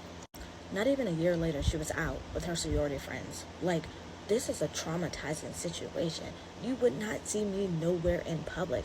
And I do believe that she has a burn page. I do believe her friends are sending her stuff, and how, this whole speculation surrounds her. And she just moves around, in my opinion, like she doesn't care. I understand that we all respond differently to trauma situations, but to wait 8 hours to call for help, and you don't immediately call for help, you call other friends over when you were the eyewitness to this figure that was in your house, to less than a year later you be out with your sorority sisters, it's just weird. When this trial do happen, there's going to be a bombshell drop. There absolutely is. At some point, they're going to have to release Bethany's statement of what she believed to have happened. There's something crucial in Bethany's statement to the point that they believe that they need to seal it. In my opinion, because it doesn't fit their narrative, or it doesn't support Dylan's account of what happened. I think it's clear that you guys are free to believe whatever you want to, as I am the same. There's something about these two young women that do not sit right with me. And this is my question. One of them, anyways, when the investigators came to the house, the initial investigators, when they came to the house, did they initially check Dylan and Bethany to see if they had any scratches on them, to see if they had any blood on them, to see if there was any marks or anything on them? That's a very important question. I was listening to a podcast earlier on Apple Podcasts. It's called the Idaho Murders, and Joseph Scott Morgan literally said, where, because it is believed that Xana was cut in her tendons, and he said, not even just with Xana, the entire 4 victims, he stated that there would have been blood everywhere. This one alleged person who did this would have tracked blood throughout his steps. Now let's be real, the first look at any crime scene is very, very important. The investigators' initial walkthrough of that crime scene was very important. Okay, so Murphy had no blood on him. Nothing. 0. Which leads me to believe that he was put into Kaylee's old room, which is empty, before these unalivings took place. What murderer that's coming into a house, what murderer will think they have time to put a doll in another room before they commit this horrible act? How did this person know that there was no one in that room to even put Murphy in there? How would they even feel comfortable to open that door, not knowing what's on the other side of that door? Even though Kaylee's room was empty, how does this alleged person know that? I'm not buying it. He did not do this by himself. Okay, so this video is 5 questions that I personally would like to ask Dylan Mortensen, or 5 questions that I am curious if the investigators ask Dylan Mortensen. I mean, obviously I have more than 5 questions, but we're going to keep it at 5 questions in this video. Now, question number 1, I believe is very obvious, but my question would be, what did you do in those 8 hours? What did you do in those 8 hours? Question number 2 would be, did you not notice the difference in the sound from when you opened your door the first 3 times versus the rest of the night when you saw this figure leave the house?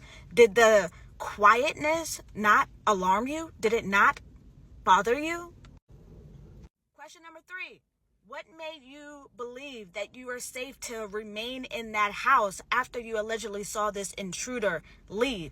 What made you believe that there was only one intruder? How do you not know there was not more than one person in that house? Or did you? Question number 4. Why did you not call 911?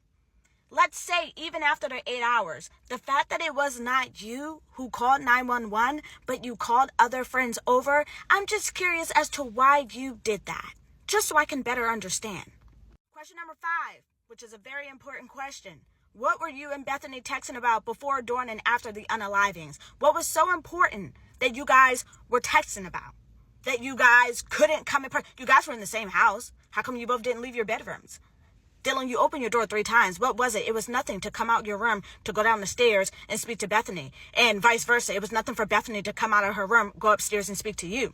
I don't understand why neither of you left your room, but you were texting before, during, and after the unalivings. These are just 5 questions I have right now. I have many more questions that you guys may know, but I just want this to be a little food for thought for you guys. I need you guys to take your emotions out of this case. Forget that they are young kids. Do you know, I watch and seen cases where the unaliver, for community guidelines purposes, the unaliver was like 8 or 10 years old. So for you guys to act like these young women were totally clueless and just didn't know what to do, I'm not buying that at all. Follow me for more critical thinking and more Idaho content.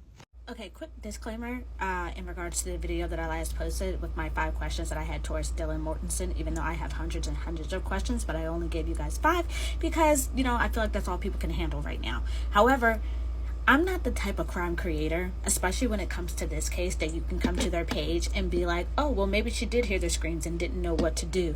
Or, oh, maybe she was blacked out. Maybe she just didn't know what to do. Maybe she was texting Bethany to ask Bethany if she heard the screams too. Please do your research. Do your research. And I am really not trying to be rude, but I am not the kind of creator. I am not the type of crime junkie person who you can come to and say that to, because it really doesn't even dignify a response for me, because I know you don't know about this case. You haven't deep dived about this case, have I did. You haven't done your research about this case, because you can't just spit out stuff like that without having anything to back it up. It's kind of like senseless in my opinion, to say that, oh, maybe she was texting Bethany because she wanted to see if Bethany heard the screams too. But first you guys said she didn't hear any screams. So it's like, make up your mind. You can't have both. In this case, 2 things cannot be true at the same time. You can't hear screams and not call the police. You can't hear screams and then ask somebody else if they heard the screams. Like, it just doesn't make sense. Please, please, please, if you want to come to my page and have a substantial conversation, I am all for it. If you want to come to my page and you have facts to support why you believe the way that you believe, bring it on. But when you come to my page and you're just spitting out stuff just to, I guess, have a say in this conversation, I don't know, but I need people to come to my page who really want to have a conversation, who has questions. Maybe not the same questions I do. I understand people don't have the same questions as I do because I'm a little out there, but just come to my page with some type of sense. That's all I ask. That's truly all I ask. If you don't know anything about this case, that's fine, but please don't talk like you do, okay? This is not, in my opinion, this is not someone, and this was the Halloween after these unaliving happened, so it wasn't even a year later. She's having the time of her life. No trauma, no nothing. I understand we all react differently to trauma, but you would not see me in the public at all after I went through this whole traumatic situation, after I was in the house where my roommates were unalived. And since we're here for the sake of an argument before I head back to my studies, I have a 6th question. Why have Dylan nor Bethany reached out to any of the victim family? If you guys were such great of friends, if everybody's trying to betray it, why would you not reach out to the family? There would be no reason for you to not reach out to the family. And I had this conversation before, and someone said, oh, well, maybe their lawyers told them not to reach out to the families, blah, blah, blah. That's absolutely bullshit. If you were as good as friends as you claim, as they claim, and as you guys claim that they were to the victims, nothing on this earth can stop me from sending condolences to my good friend's family. Nothing on this earth. So I don't buy that at all. And the fact that they have not, which, you know, I could be wrong, but given my research, Dylan and Bethany had not reached out to any of the victim families. They gave that little statement, that letter that was read at the memorial for the victims, but why would you not personally reach out to the victim families themselves? Food for thought. Ruffled some feathers with my last video that I made in regards to Dylan Mortensen, and me stating 5 questions that I would like to ask her if I was, you know, an investigator in this case. So it's only right to make a part 2, right? People are going to be mad regardless, so. Okay, but 2 things that I want to state. Well, that's 3. 2 things that I want to state before I get into my next set of 5 questions. First, I want to state that these are just my thoughts, my questions. You know, you don't have to agree with them. You simply can just keep scrolling if you're really triggered by it.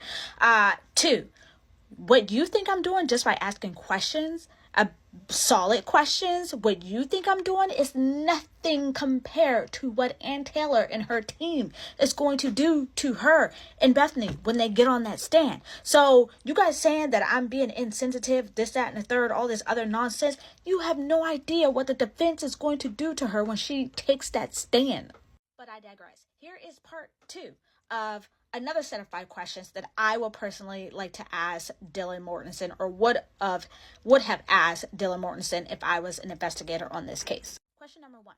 It was you who was an direct eyewitness to this alleged suspect. It was you. So why did you not call 911 right away? Why only 8 hours later you called other friends over, but you didn't call 911. Now, let me just pause for a second. In my opinion, I theorize that it's because she had to set the scene. You know, she had to get all her things in order. She just had to set the scene. Someone else had to discover the bodies than her. That's just my thought, my theory. Now, question number 2, I think is pretty obvious. What did you do in that entire 8-hour span, from the time you saw this suspect to the time that someone called 911 to report what had happened? What did you do? Did you go back to sleep? What did you do? I do know how long 8 hours is. I do, because I'm a working girl. And I know 8 hours is a long, long time. You can do a lot. 8 hours is a long time to be frozen in place by this alleged figure that you've seen, and to not call 911. It's a long time. Question number 3. as most of you guys say, this is a party house. It is known to be a party house, which is very accurate. I am not disputing that. But why on this night of all nights were you so bothered by the noises that you heard to the point you opened your door those times? Why did it bother you so much? You should be used to the party. You should be used to the loud noises. You should be used to all of that. But why on this night? Why did it bother you so much that Kaylee was playing with her doll? That's the first time when she opened her door. She said she allegedly heard Kaylee playing with her doll. That was the first time. The second time she opened her door, she heard whimpering and she heard a male voice say, "It's okay, I'm going to help you." So why, if you're so used to loud noises, this is a party house and all this other stuff, why is this night any different than hearing loud noises? Like, why did it bother you so much that you had to open your door those times when you heard these things? And did you not go and investigate it? Obviously not, right? Question number 3. Did you not have to go to the bathroom? 8 hours is a long time. And the bathroom that's on the second floor is literally right by Xana's room. Xana's room is here where her and Ethan was, and the bathroom is right here. And Dylan's room was around, the living room is here, and Dylan's room is here. So did you not have to go to the bathroom in 8 hours? I mean, a lot of you guys are claiming that she was drunk, she was this, she was that. I know one thing, back in my younger years, when I was drunk, I had to pee a lot. I had to pee a lot. So for 8 hours, you didn't have to go to the bathroom at all? Question number 4. I'm not really sure if this is 4 or not, but it's 4 for me. You didn't hear any screams? Nothing? 2 of the 4 victims had defensive wounds. 2 of the 4 victims had defensive wounds. Nobody, as I said it before, nobody is fighting for their life and doing it silently. Especially when you're taken by surprise, your body, to me, it's a natural reaction to scream, like to alert, to be like, I just feel like screaming is just a natural action, you know, when you're shocked and when someone's stabbing you to death. For lack of a better term, I'm really not trying to be gruesome. However, this was a sharp blade. A sharp blade. You screamed just out of reaction when someone's pinching you with a sharp blade. So you didn't hear not one scream. You heard everything else. You heard everything else, but you just so magically didn't hear 4 people being unalive. One of them being a man who was athletic, who was in shape, who was about 6'1", I believe. You really think he just went down without a fight? Question number 5. So the unalivings are alleged to have happened between 4 a.m. and 4:25 a.m. If you've seen any of my previous videos, I believe that time frame is way smaller than that. I will touch on another video in regards to that if you are interested. However, between 4 a.m. and 4:25 a.m., you didn't hear someone running up and down the stairs like in a hurry. You didn't hear, because I imagine, you know, this person, because it's believed that the unaliving started on the 3rd floor.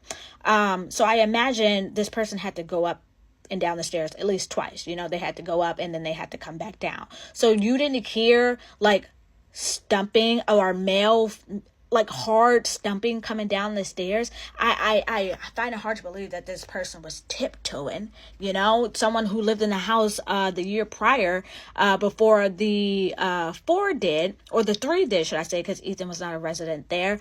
They said that the house creaked. You can hear everything, which I believe it, because if you guys saw that last TikTok that they did, you can hear even that house was fully furnished, and you could hear the echoing, you could hear the creaking on the floor. So you didn't hear someone in a hurry going up and down the stairs. Did that not alarm you to open your door? And I can go on and on. There's so many questions that I believe need to be asked.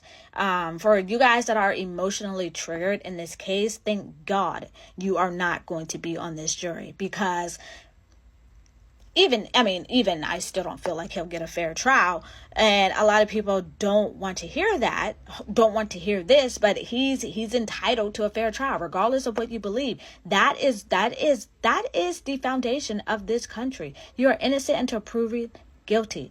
Everybody is entitled to a fair trial, regardless of how despicable of a person they are. That's their right. You know, I don't make the rules. That's their right. I didn't write the Constitution. However, these are all questions that need to be asked, you know, and maybe they were asked, and I just don't know. I wasn't in the room, you know, when they were interrogated or spoke to, or however that dialogue happened. I just need people, the energy that you guys are putting into me and calling me names and being rude underneath my videos, all that stuff, which just makes me go harder, by the way. But that energy you guys are putting to me, you could be putting into doing your own research, like looking at what makes sense and what don't make sense, like really getting into this case instead of wasting your emotions on someone who's just trying to think critically. But that's like a foreign language to a lot of people. Breaking news, true crimers, breaking news. Judge has decided to rule in the defense favor and get the venue moved. I think this is a huge win for the defense. I just know the prosecution is fighting the wall right now. I just know they're punching the air because they fought so hard for this trial to be held in Moscow. They claimed and stood by that it is possible, fully possible, for Moscow to conduct a fair trial in regards to Bryan Kohberger, to find unbiased jurors in Moscow, Idaho. And I personally have always disagreed with that statement. This case, people know about this case internationally. You don't think where this horrible crime took place that you can find 12, 15 jurors, if you think about backup jurors that are unbiased about this case, that don't know anything about this case? The pickings will be slim to none. Now, as I always stated, if the prosecution believe that they have a slam dunk case, as they say they do, then what does it matter where this case is tried? This case could be tried in Pluto. If you believe that your case is as strong as it is, then what does it matter? Why were they fighting it so hard? Now, personally, do I really think he's going to get a fair trial no matter where this trial takes place? No, I don't. But I do think that this was a correct decision on the judge's behalf, because had this trial stayed in Moscow, it just wouldn't have worked out. So now I need to start looking at hotels and doing something strange for a piece of change, because I need to be there for this trial. I don't care if it's a day. I don't care if I fly in that day and fly out. I need to be there. Everybody wants him to be guilty so bad. And I personally, I don't know if he's guilty or not guilty. I don't. I only go by the little bit of facts that we know. You know, I go by the PCA. I go by reports I've seen. I go by court documents that are made to the public, even though most of them are still sealed, but you can still draw a conclusion from some of them. I still believe if he's the person who did this, he didn't do this alone. What will be his motive to do this? A lot of people was like, oh, he just wanted to know what it was like to kill. He was studying criminology. Criminology does not teach you how to get away with murder. Ding dongs. As I said it before, and I'll say it again, this is going to be the trial of the century. I know the week that this trial, or when this trial is scheduled to happen, I'm taking that week off. That's going to be my vacation week. I need people to understand this case is not as open and shut as people claim it is. There's so much more to this case. And the fact that we only know a small fraction just really put things in perspective to me. But I do think that this was the right decision on the judge's part. I'm sure a lot of people will be mad, including the victim families. And I understand that their feelings, definitely, they're valid, they matter. But you guys have to understand the legal system as well. No one wants to hear this, but Bryan Kohberger has the right to a fair trial. And it's simple. He just wouldn't have gotten a fair trial in Moscow, Idaho. Okay, so this video, I just want to focus on specifically on Xana and Ethan, but more in particular Xana, but I'm going to be talking about both. For the longest time, I have been wrecking my brain. Even just recently, it came back to me. I have been wrecking my brain. So I don't understand how. So in the very beginning, I don't know if you guys remember, but it was told that all 4 victims were attacked when they were sleeping. That's what it was told. And if you need me to find the clip, I'll be happy to find the clip from the chief who said that. I believe it was Chief Fry who said it at a press conference. So I don't understand how that can be true. Okay, so given the PCA, it states that Xana was found on the floor when the officers, investigators arrived. So I can assume that it wasn't her normal practice to sleep on the floor, especially when her boyfriend is spending the night. So that seemed off to me. Also, these unalivings are said to have happened between 4 a.m. and 4:25 a.m.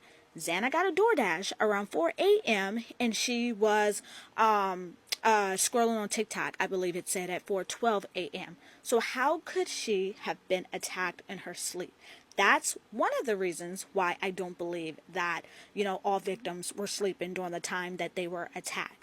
Also, with Ethan, I have seen two controversial stories, that he was found in the doorway and he was found inside of the bedroom. I can't really decipher which one is the truth. If he was found in the doorway, then to me that further proves that he wasn't asleep when he was attacked.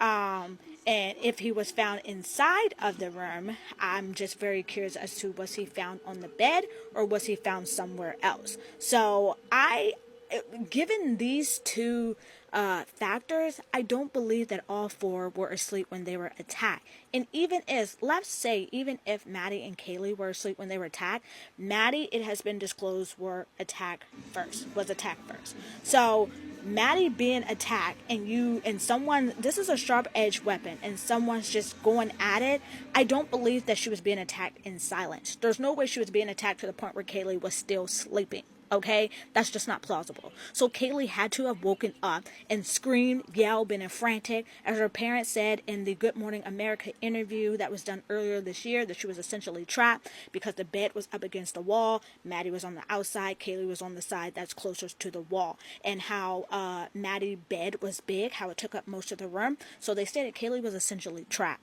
I don't believe that she was trapped and she seen what was happening to her best friend and she just sat there in silence. For you guys are saying, oh, DM didn't hear any screaming because there weren't any screaming. I'm just like, that just doesn't make any sense to me. But more in particular, I do not believe that all four victims were asleep when they were attacked. Now back to Ethan. Ethan, his fight or flight senses would have kicked in. He is a 6'4" athletic male. He's young. He's in his prime. He's healthy. There's no way that he would not have, went into action and attacked this person, or at least gave, the best fight of his life.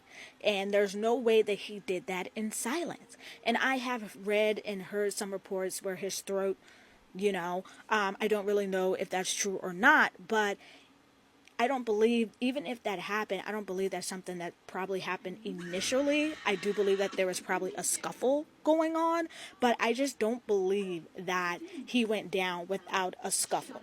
I really do. I just don't believe that, especially knowing, I don't know if he was unalive first or if Xana was unalive. I have no idea. It could have been a situation, if he was found in the doorway, he was, unalive first, because maybe he was walking out to see what the noise was, upstairs with Kaylee and Maddie. He's a man, he's a protector. He's 6'4", so maybe he was going out to see what was going on, and that's when he encountered this person. And maybe Xana had heard something, which prompted her to, hide, get down on the floor and hide or something like that. I don't know. There's so many ways in situations that could have happened. But one thing's for certain, two things for sure. I do not believe Dylan didn't hear a thing. I do not believe that she knows absolutely nothing about this case. And that's just my opinion. Well, I hate to say I told you guys, but I told you. I just knew it. I knew that this trial was not going to happen in June 2025. Well, let me not say I knew, because that speaks of certainty, and I didn't know 100% for sure, but I had a strong feeling that this trial was not going to happen in June 2025, especially with the defense claiming that the prosecution still has a bunch of evidence that they have yet to access. So I knew that this trial was not going to happen in June 2025. So we are looking at an expected trial date of August 7th, 2025, and the trial is expected to last 3 months. It's expected to end a day after my birthday, actually, November 7th, 2025, and I am absolutely, the information that's going to come out within these 3 months, I truly do believe that it's going to get a lot of people talking. It's going to get a lot of people questioning things, and I truly hope that I truly hope that it in some way makes Dylan Mortensen and Bethany Funk looks good. I do. I don't want to think that they, heard things. I don't want to think that they knew what was going on. But given what we know now, that's what I conclude. Now, in my humble opinion, I would have believed Dylan Mortensen more, or I wouldn't have questioned her as much as I do these days if all of what was given in that PCA was not given. If her statement to the authorities was short and just like, oh, I was drunk, I don't know what was going on. If she did not say how she opened her door those 3 times and what she heard when she opened her door, if she did not say that she made maybe not made eye contact, but she physically, visually saw this person enough that she was able to give such a detailed description, especially with someone eyebrows. That's such a detailed description. And to say that they were bushy, that's a distinct trait for her to point out, for her to be such in fear of her life. And if all of that did not exist, if we did not know that, then I wouldn't think what I think, And that's why I just don't understand how people keep saying that I'm just, what I'm saying is harmful to this case. Oh, questioning things is harmful to a case? Since when? You guys simply don't like the messenger, and that's okay. I'm not here to be liked. I'm here for justice. I'm here for the truth. I want everyone accountable in this case. I do not believe this was the work of one person. So we're supposed to believe that this person who had no known connection to the victims, that has been said several times. There has been no known connection. And that, because someone said that he was following one of them on Instagram, that was a fake page. That wasn't his page. Had it been his page, I think it would have been confirmed. It has not been confirmed. I don't believe that. But what would be the reason? And I understand a lot of crimes don't have reasons. You don't need motive to prove a case. I understand that. But this was not a normal layout. This house was not a normal layout. The way that he entered, that we're being told he entered on that main level, there's so many other doors he could have went to. What murderer just randomly go into a house and yet go up to the 3rd floor first and do what they did on the 3rd floor, and then come down and do what they did on that floor? Why would you not just start on the floor that you entered if this was so random? This was not a random attack. This was thought out. This was planned. This had emotions behind it. There's more than one person involved in this. And I am not saying that he is without fault. However, I am saying that there's more of a motive behind this, and it doesn't lie on him. Now, all I can say is body language tells you a lot. It tells you a lot. And it may not be any significance to other people, but me who critically think and deep dives in things, like the fact that Dylan and Bethany are on the outside and the 4 victims are on the inside, and just the body language of some of them, we're seeing teeth in some of them. No teeth in 2 of them. What a coincidence. There's a lot more to pictures, guys. There really truly is. And I touched on this a little bit in one of my classes, but okay, and then somebody commented something on one of my videos that I reposted. I think it was yesterday or the day before yesterday, and they said something about a 4chan post.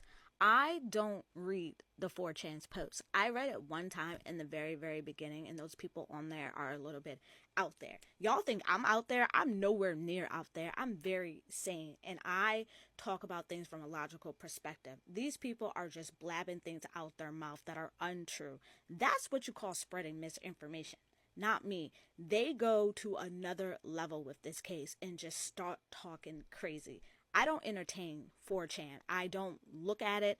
I don't take anything that anybody brings to my videos about it seriously. That's not what I choose to indulge in for facts. Now, I don't believe that this trial is not going to happen until 2026, but that's just my opinion. I still believe that August of next year may be too early, especially if the defense is still filing these motions about the prosecution withholding evidence, which is against their duty, by the way. But this is not an open and shut case as people want it to be. They just want this person locked up throw away the key. Let's forget this ever happened. We want our little town back. Like, it's just, I feel like a lot of people are being insensitive. Not me, as you guys claim, but you have to realize that there are 4 families that are suffering right now. 4 families that are suffering. And I understand that house being up, as they say, serve as a gruesome reminder of what happened. You know, kids didn't want to walk past it. Kids didn't feel comfortable coming back to campus. And once I heard that, all I heard was ka-ching. All I heard was money. You know, they're losing money by students, you know, withdrawing from that school. They're losing money by that house still being up, because I think it cost them, I think it was like 1,000. It was something. It daily for security at that house. It was hurting their pockets. It cost them a lot of money daily to have security outside of that house. I truly do believe that them tearing down that house when they did was very insensitive. It was not good for this case. Whatever evidence that was in there is completely gone. I highly doubt, and this is just my opinion, but I highly doubt the police did luminol in every single part of that house, in the girls' room, in the basement, everywhere, in the bathrooms, everywhere, not just the rooms or the places where victims were. I find it hard to believe that they did luminol in every part of that house. And now we'll never know because they demolished it. However, I'll end this video with this. I can almost say with certainty, when this trial happens, a lot of you guys are going to be singing a different tune. Okay guys, I'm about to play a video clip for you next. I need you to really pay attention to this clip. Maybe since it's coming out of Howard Bloom mouth, who wrote When the Night Comes Falling. He is a credible author. You know, I'm not going to take that away from him. Even though that book was very hard to follow. It was a little boring in the beginning. And I keep saying I'm going to make a video in regards to the book, but I will. I swear I will. It was just not for me. But I got through it. However, this next video clip, what you're going to hear in it, again, pay attention. I've said this before. I 100% said it before. So let me just play the clip and we'll talk about it after. Or, you know, he's presumed innocent, of course, as is anyone until they go to trial. Do we know that Maddie and Kaylee's room was visited first by the murderer? Yes, that's what the authorities believe. And, you know, he doesn't go into the room with the dog. He goes right into Maddie's room, and then he's surprised, I believe. Did you hear what Howie just said? Did you hear what Howie just said? If you did not, go back, slow it down, replay it again. Howie literally said he doesn't go into the room with the dog. He goes straight into the room where Maddie and Kaylee were. And I know some of you guys are probably like, okay, Ann. No, okay, Ann. That's a big deal. How? This was a personal attack. This was not Bryan Kohberger alone. Why would he not go into the room with the dog? And the fact that Howie said that he did not go into the room with the dog, that further proves my point, which I said on previous videos, that dog was put into that room other than someone of Kaylee and Maddie. I don't believe Kaylee or Maddie put Murphy in the other room. What would be the reason? Is that their normal practice? Is that something they normally would have done? I want to hear from Kaylee parents who knows her the best. I want to hear from them whether they say that was normal practice of Kaylee or Maddie to put Murphy in the other room. Until I hear them say that, I strongly believe that it was not Kaylee or Maddie who put Murphy in that other room. And clearly, it wasn't Bryan Kohberger who put Murphy in the other room. Howard clearly says he doesn't go into the room with the dog. He goes straight into these girls' room. That's a big deal. This was a setup. That's my theory, and I'm standing by that. This was a setup. And there's someone more close to these victims that's involved in this. This is 100%, in my opinion, a setup. Go into a house of this size, to enter on the main level, which is the second floor, and to go directly upstairs, straight to the room where you know you want to go. This was a planned attack. This wasn't at random. This wasn't just a criminology student who wanted to know what it was like to kill or who was doing research on what he was studying. This is not that. This case is deeper than what you all may want to believe. It would be the first to apologize if I'm wrong about this case. I will absolutely be the first to say I was wrong. I have no problem saying that. But I don't believe that Bryan Kohberger did this by himself if he was the one who even carried out this act. It was not the work of one person. So I was tagged a few times in a video, which I'm going to play this snippet of the video for you guys. I was asked to give my opinion. I think I gave my opinion before about this, but we'll do it again. May also thinks she hears Kaylee's voice saying, somebody's here. So she looks out her door on the second floor. She doesn't see anybody, so she goes back in her room. But then she believes she hears some faint crying and a voice saying, it's okay, I'm here to help you. The second time she opens the door, she peeks out, doesn't see anything, closes the door, gets back in bed.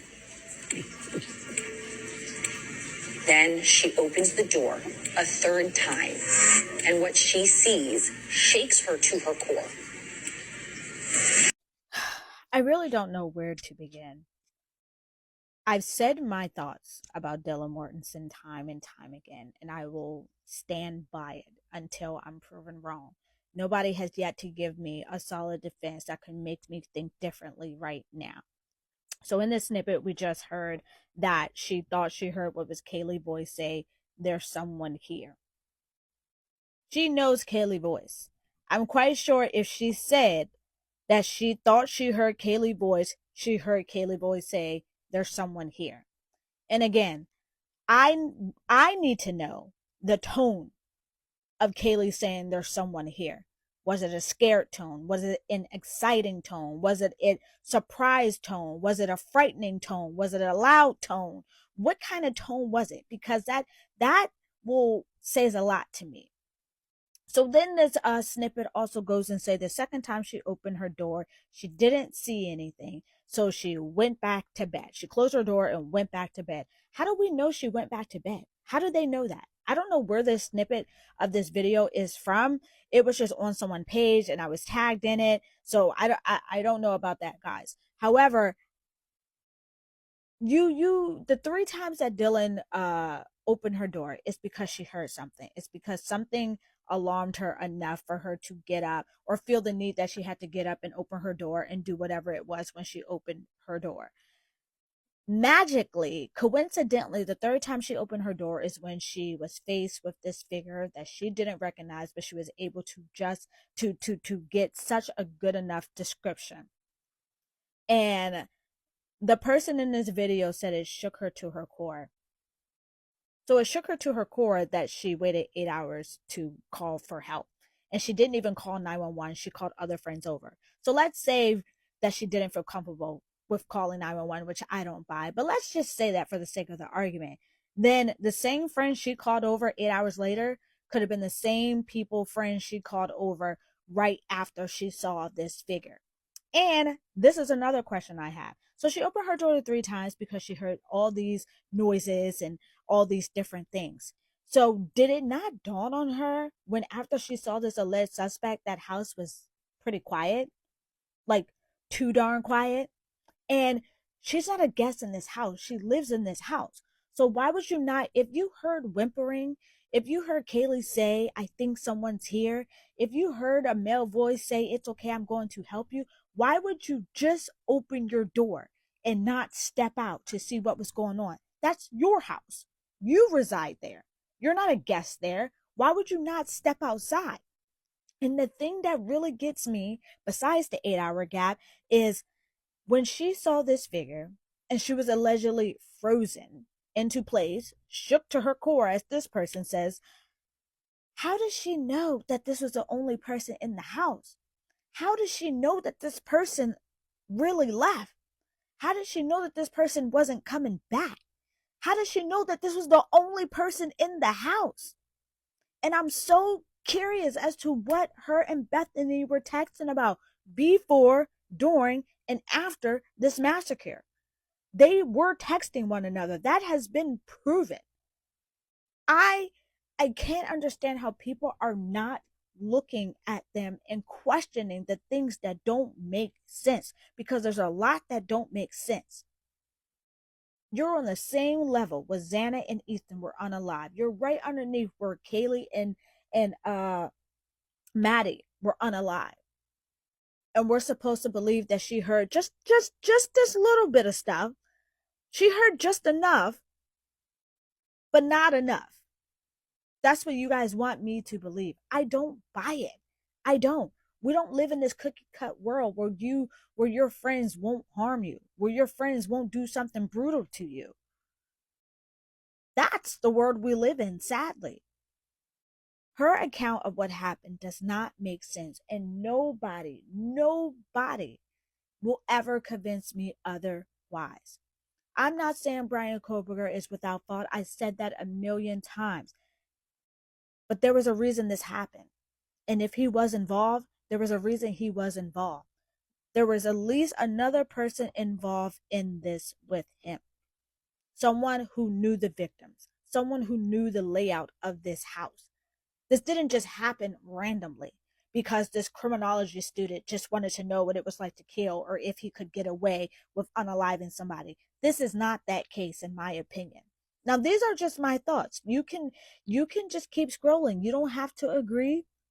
These are my thoughts.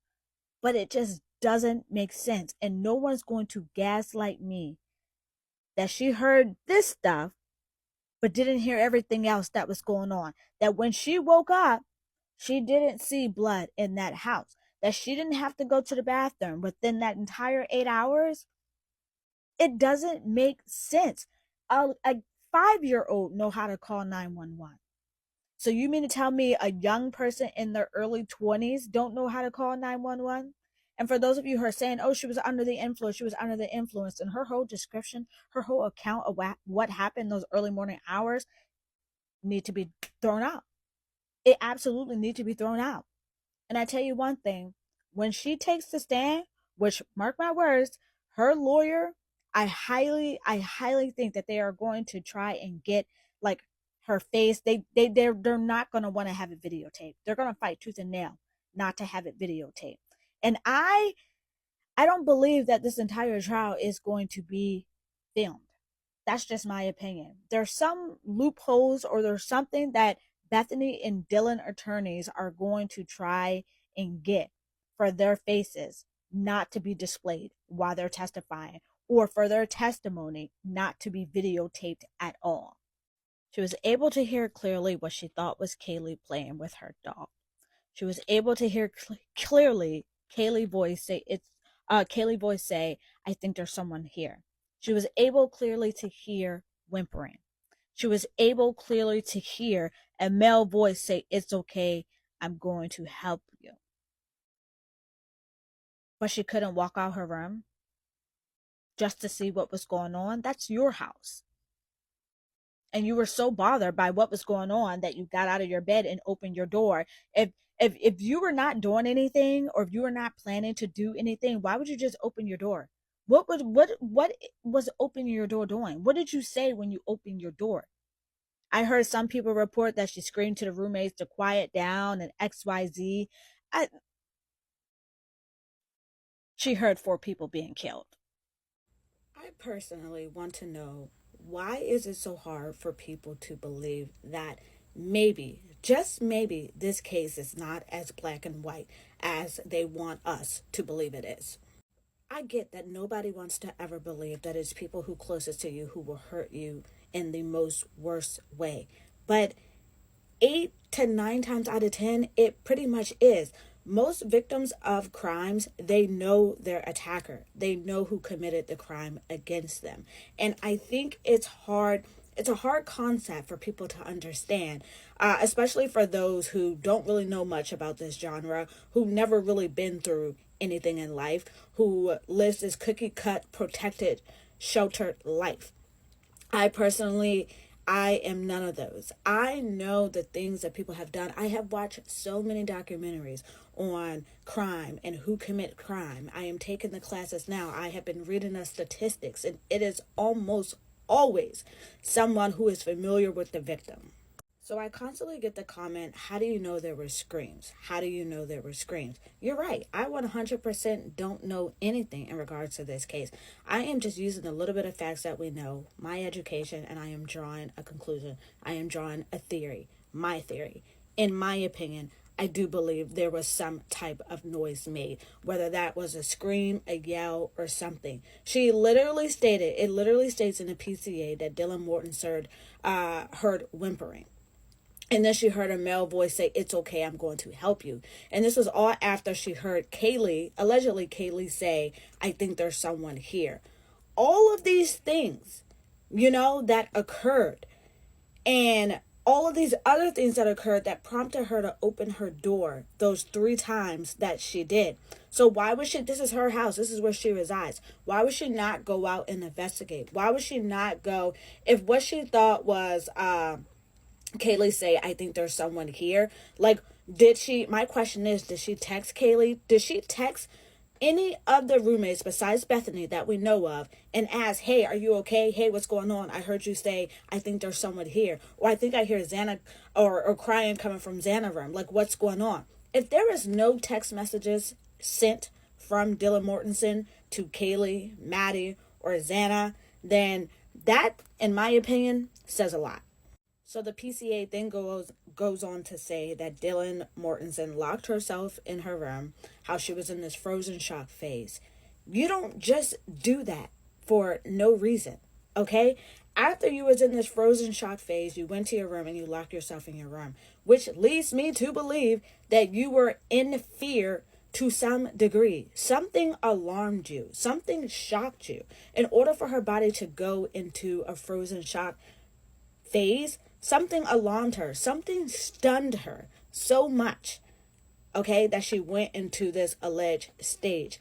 But what I can't comprehend is, why was the police not called until 8 hours later? And why was that call not made from her? She is 21 years old. She has no mental disabilities or learning disabilities or anything like that I know of. She's very capable of calling 911. She's very capable of assessing a situation and knowing that she needs help, knowing when she needs to call the authorities. Even if she didn't want to talk, all she had to do was stay on the phone long enough, and the police, the first responders, can ping her location and they'll come out and do a check just to make sure things were okay. That whole 8 hours in between, that long gap in between, that was planned. That was all a part of the plan. And for the naive people that really believe that she was in shock this entire time, God bless you. And I'm truly not trying to be condescending when I said that, but I just cannot comprehend why nobody wants to think outside of the box. Why do nobody want to ever believe that, yes, sometimes the police do get it wrong. Yes, sometimes these investigators, they do get it wrong. Okay, but once people see an arrest, or once they see that somebody has been in custody and they hear a little bit of the evidence, they're like, they got the guy. They got the guy. So for the same reason that you guys are saying, I don't have all the evidence, so how can I say, for certain, and I never said for certain, but how can I say that the 2 unharmed roommates, more in particular Dylan, may have had some knowledge of what was going on or may have played a part? I can turn around and say the same thing to you guys. How do you guys know? You don't have all the facts about Bryan Kohberger. You only know the stuff that you see online. You only know the stuff that people give to you, which fits their narrative and fits your narrative as to why you gravitate towards it. You only know that you see the news people reporting. Do your own research. That's all I can ever say to people. I don't understand why more people don't talk to Xana mom. The last interview that I heard with Xana mom was when she was on Nancy Grace's podcast, Crime Stories with Nancy Grace, late last year. And she wholeheartedly believed, which I do too, that there was at least 2 people involved. Like, why is that not hitting, the press? Why is the news people not reporting that? Because in my opinion, they don't see her thoughts as being valid for whatever reason. Any reasonable person would not have waited 8 hours, get alone, call other friends over to contaminate the crime scene, instead of calling 911 themselves when they witness all of this stuff happening throughout the night leading up to these unalivings. It's truly my favorite when people say, your theories don't belong in this case, your theories don't matter, blah, blah, blah. Like, Newsflash, ding dong. Yes, they do. Do you know that theories are what is presented in court, whether it's the defense or whether it's the prosecution? They present a theory to the jury of what they believe happened, and they have evidence to support their theories.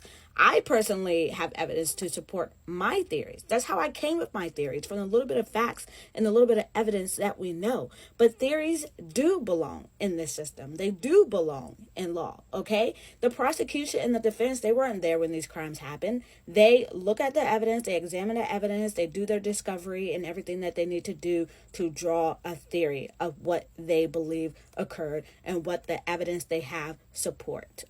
And for the people who believe that this case was rug related, the D is silent. I personally don't believe that. I don't believe that at all.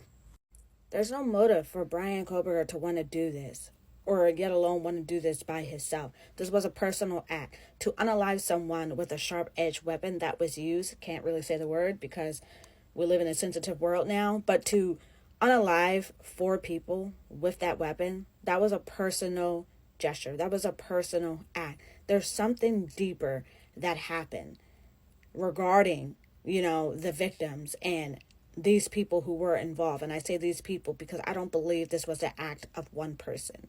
I said that from the very beginning. The timing when this alleged intruder came to the house and committed this act in such a short window of a time is not a coincidence, in my opinion. There was someone on the inside, in my opinion, who helped, who aided and abetted this crime and this alleged suspect, if he even is the correct person. Innocent until proven guilty, okay? But it was too perfect. How did Bryan Kohberger know that they all were home? How did he know who was in which room? Just how, there's a lot of things, in my opinion, that he would not have known if it wasn't for an inside source. There was, I believe, 4 or 5 cars that were parked outside. How do he know there weren't more people inside? How do he know that? Or did he know that because someone on the inside was helping him? I need you guys to follow me. Like, I'm getting all tongue-tied with this case because people need to really open their eyes. This world is evil. There's a lot of evil people in this world, and a lot of them are people who we call friends. Okay, so by now you guys know where I stand in regards to this case. And if you don't know, then you must be new here. But let's just switch things up for a moment. You guys know my suspicion and the thoughts and theories I have around the 2 surviving roommates, Bethany Funk in the middle and Dylan Mortensen at the beginning of this picture. So let's just say, that they absolutely had no knowledge of it. They are completely, really innocent, and they really had no knowledge about what was going on. Let's just say that. I don't believe that, but let's just say that for a second. What is the motive for Bryan Kohberger to commit this horrific act? What is the motive? And I don't want to hear, oh, he was studying criminology. He just wanted to know what it was like to kill. He wanted the thrill of this. He was a weird guy, XYZ. I want to hear something of value.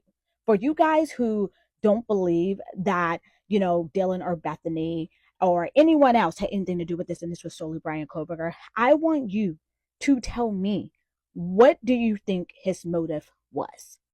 There was no forced entry. Okay? There was no forced entry into this house. So the person who committed this act, you mean to tell me they randomly knew that the house was going to be unlocked? They randomly knew to go to that door on the side? They knew it was going to be unlocked. Some random guy who just is studying criminology and wanted to know what it was like to kill. That's the defense you're going with? Have at it. This was a strategically planned massacre. This didn't happen on no random night. And I know a lot of people believe that Maddie was the target, and I know it was said that. I personally don't believe that. This unalivings could have happened on any other night. Any other night. But it just so happens it happened on the night where Kaylee was in town. She wasn't even supposed to be in town. She wasn't even supposed to stay overnight. She was just supposed to go and show her friend her new car. I heard some people say that Dylan actually invited her for a sorority party or something. I don't really know how true that is, but I do know that she wanted to come back to show Maddie her new car that she saved for. She only had this car for a day. She only got to enjoy it for a day before her life was taken. So you guys want me to believe that this random guy, Brian Koberger, knew to go in there this night and knew that he will be able to slip in and slip out in such a short time frame that it's being alleged. This was a party house, okay? How did he not know there weren't multiple other people inside? How did he know that? I strongly believe there is intel on the inside that was communicating with him. This isn't the act of one person. I'm not saying that one person couldn't have committed this, but this is not the work of one person. This was a personal attack. This attack was brutal. I don't know if you guys remember in the beginning, Bill Thompson, before the whole gag order was put into place, he made a statement.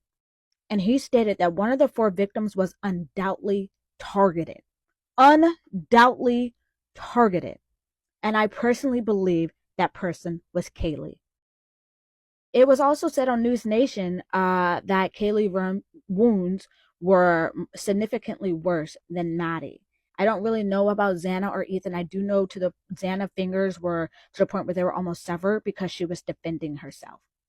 Oh, but you guys want me to believe that there was no screams throughout this entire massacre.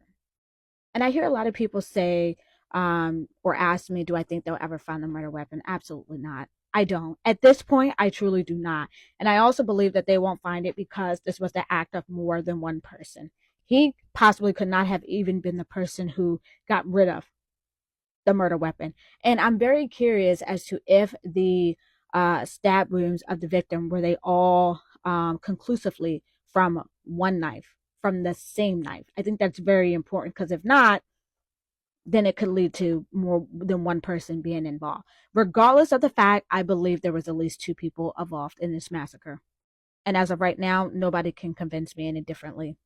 But as you guys know, January is approaching very, very soon. And there are talks of this app being banned thanks to Congress and thanks for some of you guys who voted.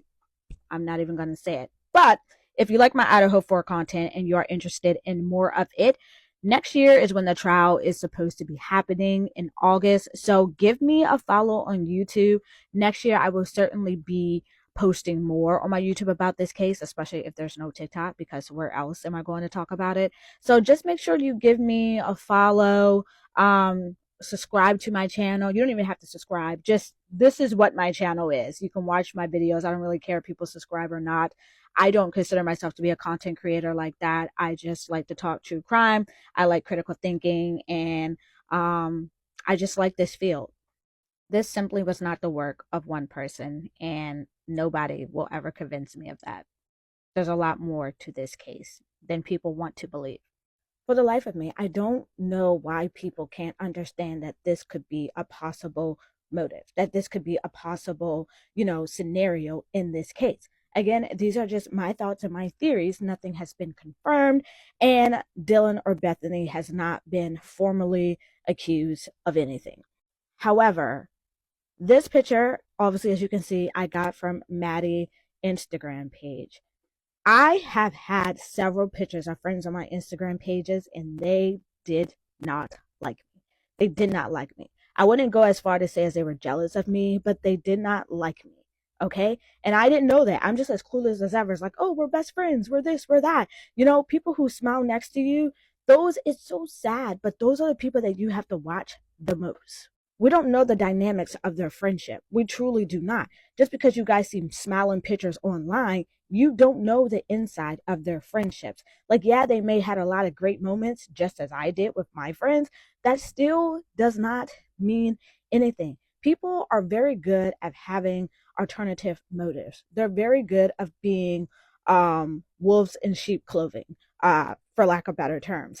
This was a personal killing. Personal. The stab wounds of each victim, the multiple stab wounds, the fact that Xana was fighting so hard to the point where her fingers were almost severed. I need you guys to listen to this that I'm about to say. And I know some people may not agree, but let's just listen. Sweet baby Xana, right here. Beautiful. Her and Maddie, pure beauty. Xana fought to the point where her fingers were almost severed. In my opinion, listen to the my opinion part. In my opinion, I believe she was fighting against someone she knew. She was fighting against a recognizable person. She was fighting against someone that was familiar to her as to why she probably fought so hard. Okay? For her to, and of course, obviously, she could have just fought hard because she's a fighter. She's a strong, athletic, young lady. So, yes, that could be a possibility. But me and my critical thinking in my mind, it's possible she could have fought hard because she knew her attacker. And the fact that you guys are going so hard to say that this alleged person, Brian Koberger, was so smart that he slipped in to do these 4 killings and not one of these victims made a sound. Not one. So you mean to tell me that Xana was fighting, and I mean fighting hard, against a sharp-edged weapon, to the point that her tendons were cut, to the point that her fingers were almost severed, and she didn't make one noise? You mean to tell me she's fighting, she's experiencing this instant excruciating pain, and she's not making a sound? Absolutely unbelievable. And then for the people, it's like, oh, well, maybe she didn't hear it. Maybe Dylan or Bethany didn't hear it. How could have Dylan have heard everything else, but not hear people screaming at the top of their lungs? There was a ring camera at a house a little bit down that picked up on a loud thud, and I believe a dog barking. Like, you guys, nobody's going to gaslight me to the point that I believe that one person did this and that this was the act of a random person who just wanted to know what it was like to kill, who was reaching out to all these other killers who created or who committed these horrific crimes, And a lot of people's like, oh, he was communicating with the BTK killer, Dennis Rader. He was communicating with him. Dennis Rader, there was a reporter on a podcast that I listened to, the Idaho murders. Dennis Rader was speaking to this one reporter. They were corresponding through letters because he couldn't have visits for whatever reason at that time. But they were corresponding through letters. And Dennis Rader said he doesn't know Brian Koberger. He has never had any direct communication with Koberger. He has never heard of Brian Koberger's name until his arrest happened. This case is not open and shut. And as 2025 approach, as the trial date, August of next year, as we get further close to that, just watch and see. So you mean to tell me someone who allegedly just killed 4 people decided that they just was going to stop there and they weren't going to unalive the one person who directly seen them? Some of you are not ready to have this conversation. But for those of you who are, let's have it. I heard one person say that, oh, he got tired as to why, he decided to just leave after, the 4th and final unaliving. And I'm like, someone who just killed 4 people, they don't care about being tired. They don't. There's a rage inside of you. There's something inside of you that is not sane, okay? That is not sane. You are not thinking rationally at all. So why would this person all of a sudden come to it and be like, 4's enough. Let me just go ahead and head out, even though someone saw me, but I'm just going to go ahead and head out because I'm tired. I think to the investigators, and I hope they are paying attention to which of the 4 victims' wounds were the worst. That's my question. Which ones were the worst? No, we are not privy to this information. No, we should not have this information. However, that's not going to stop me from thinking about or, asking about this information, because I think it's very important to pay attention to who was poked the most and who had the worst of it. No one seems to believe me, but this was personal. In my educated opinion, this was personal. There was a lot of rage and anger behind this killing. And I do believe to a degree that Xana and Ethan were collateral damage. No random person is going to just go inside of this house. They magically knew the door that they were entering was unlocked. They magically just appear in this house and they go to the 3rd floor. Several news stations have reported that the unaliving started on the 3rd floor. So they magically go into the house, they make eye contact with Dylan Mortensen's door, but just randomly decided that I'm going to go upstairs and I'm going to start my unaliving on the 3rd floor. It started on the 3rd floor because that's where the target was. Some of you guys believe it was Maddie. Some of you guys, like me, believe it was Kaylee. Whichever you believe, Both of those girls was on the third floor, which is why these unalivings started on the third floor. I don't know why people find it hard to believe that jealousy could play a factor in this. Friends kill friends all the time. As hard as that is to comprehend, it is very true. Just do your research. Now, I said this before, don't really know how true it is, so please take it with a grain of salt for disclaimer purposes. But when I look into Dylan Mortensen and I just do my research, somehow it always leads me back to Stanley Mortensen. Now, Mortensen is not a common last name, in my opinion. However, and there absolutely could be no relations. Okay, let me just say that for the record. But I don't know why he keeps coming down to my research. Like he keeps popping up when I'm researching Dylan Mortensen and things regarding her family. Some of you guys are saying she knows someone higher up in the police force, in Ida, like at the university, XYZ. I don't really know how true that is, but I do know, given my research, Stanley Mortensen, a prosecutor in Idaho, keeps popping up. Could be nothing, could be something. I'm just stating what I've researched. This house was not soundproof. This house was not a mansion. A roommate that lived in this house the year before these girls stated you can hear everything in that house. You can hear when someone's walking up the stairs. You can hear when someone's walking on the floor. You can hear it. The house creaks. Certainly, you can hear 4 people fighting for their lives, one being 6'4", who was a healthy, athletic male who was actually bigger than the alleged suspect, Brian Koberger. Another one whose fingers were almost severed. So you mean to tell me her defending herself to the point where her fingers were almost severed, there was not one noise, one scream made the entire time? That is not a good argument, guys. It's not.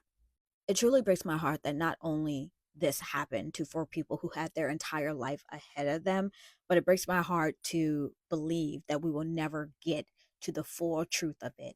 A, because I believe this investigation started off on the wrong foot.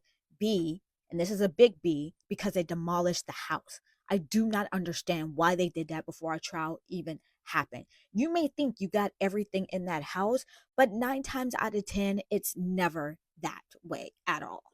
It just blows my mind how nobody wants to think outside of the box. People, they're very lazy when it comes to things like this. They're like, oh, they have somebody in custody. That was them, without doing any extra thinking, without doing any self thinking of their own. I'm not that person. I will never be that person. And if you are looking for me to be that person, you have a better chance of seeing the devil himself. If you get so upset to the point where you send me these long messages, to the point where you feel like you have to like literally crash out, then I don't think this case is for you. There are creators on here who think the way that you think. There are creators on here who think that the roommates are 100% innocent because the police allegedly cleared them. Go find them. They're all over this app. If you need help, I'll be happy to tag them for you. I don't get on here and talk about this case so people can agree with me. I get on here and talk about this case so people can open their eyes and realize that what you see isn't what you see, that things are never what they seem to be. It's a free country. You can choose however it is you want to think. But one thing you will never ever do is get on my page under my videos and try to ever persuade me to think how you think. I'm not a sheep. In my opinion, there's absolutely no way that someone who is 6'4" and someone whose fingers were almost severed, and I was on the same floor as them and I didn't hear anything, that's something that you guys will never ever, that's a take people will never ever get me to buy. I don't understand how it's so easy for people to say that the 2 unharmed roommates are innocent and they had nothing to gain from this massacre, that they had nothing to do with this massacre, but me questioning what don't make sense is such a problem. I have come to the conclusion that people don't like to be provoked. They don't like thought-provoking content, and that is what my content is.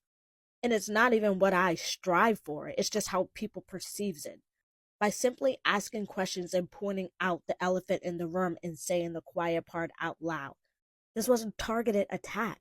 I don't understand how people can't believe that. This was not a random attack. This was a targeted attack. And I say that because if this was a random act, then the killings would have started on the floor that the suspect entered this house, which is the 2nd floor.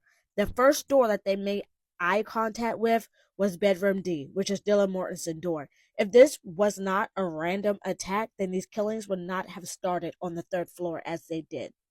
These 4 unalivings could not have been executed the way they were in the short time frame that they allegedly were done without there being an inside source, without there being inside help. And again, this is all my speculation, my theories, my thoughts. In my opinion, there was inside help that personally knew these victims, at least one of them. There's no way I'm going to see some man in my house with the ski mask on during a night or early morning, should I say, where there was no party going on.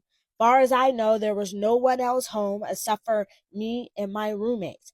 I am not going to see this figure to the point where it makes me freeze into place, where I lose all my sanity, where I lose all my thoughts, to just hide for 8 hours. And then I suddenly come to the point where I still don't call 911, but I call other friends over to assist me because I believe one of my roommates is unconscious. Be for real, guys. Like, be for real. Like, forget the messenger. Forget it's me talking. You guys know there's so much in this case that don't make sense, but you choose to not address it. And that's your life. When Dylan Mortensen take that stand during this trial, I want her to walk us through her logic those early morning hours. I want her to walk us through what happened. What was she thinking? What did she do in those 8 hours? What was her and Bethany texting about before, during, and after this massacre? And I'm just very curious, what did Kaylee do, or what did it sound like the first time when Dylan Mortensen opened her door because she thought she allegedly heard what was Kaylee playing with her dog, Murphy? Was it that loud? Was it that annoying to the point where it bothered Dylan so much that she had to open her door that first time? It just doesn't make sense to me. Why, when Dylan Mortensen or Bethany Funk, when they woke up, whatever time they woke up that day, why did they not go instantly and check on their roommates? You guys lived there. You were texting before, during, and after this horrific event.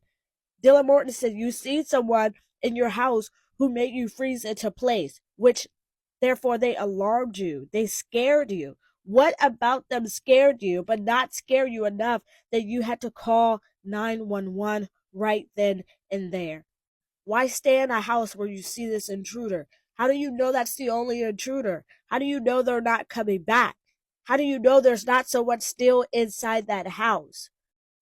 You either knew or you didn't know. And I think you guys kind of know what I believe.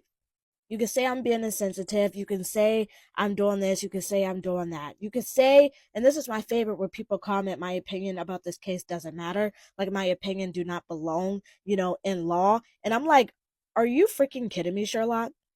Do you know the Supreme Court justices use opinions? The Supreme Court justices use opinions, which sets out their judgment regarding cases.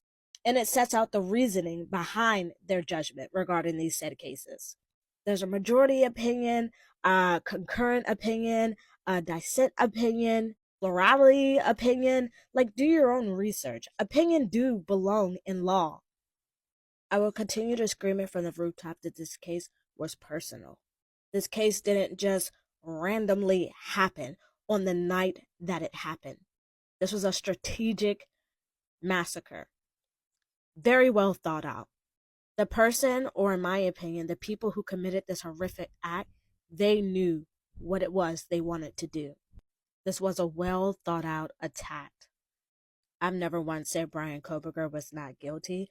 However, what I did say, and what I have said, and what I still say, is that this was not just a work of one person. This was not just a work of one criminology student who wanted to know what it was like to kill, to fulfill whatever desire he had inside. This was a more personal act, and this was the work of at least 2 people.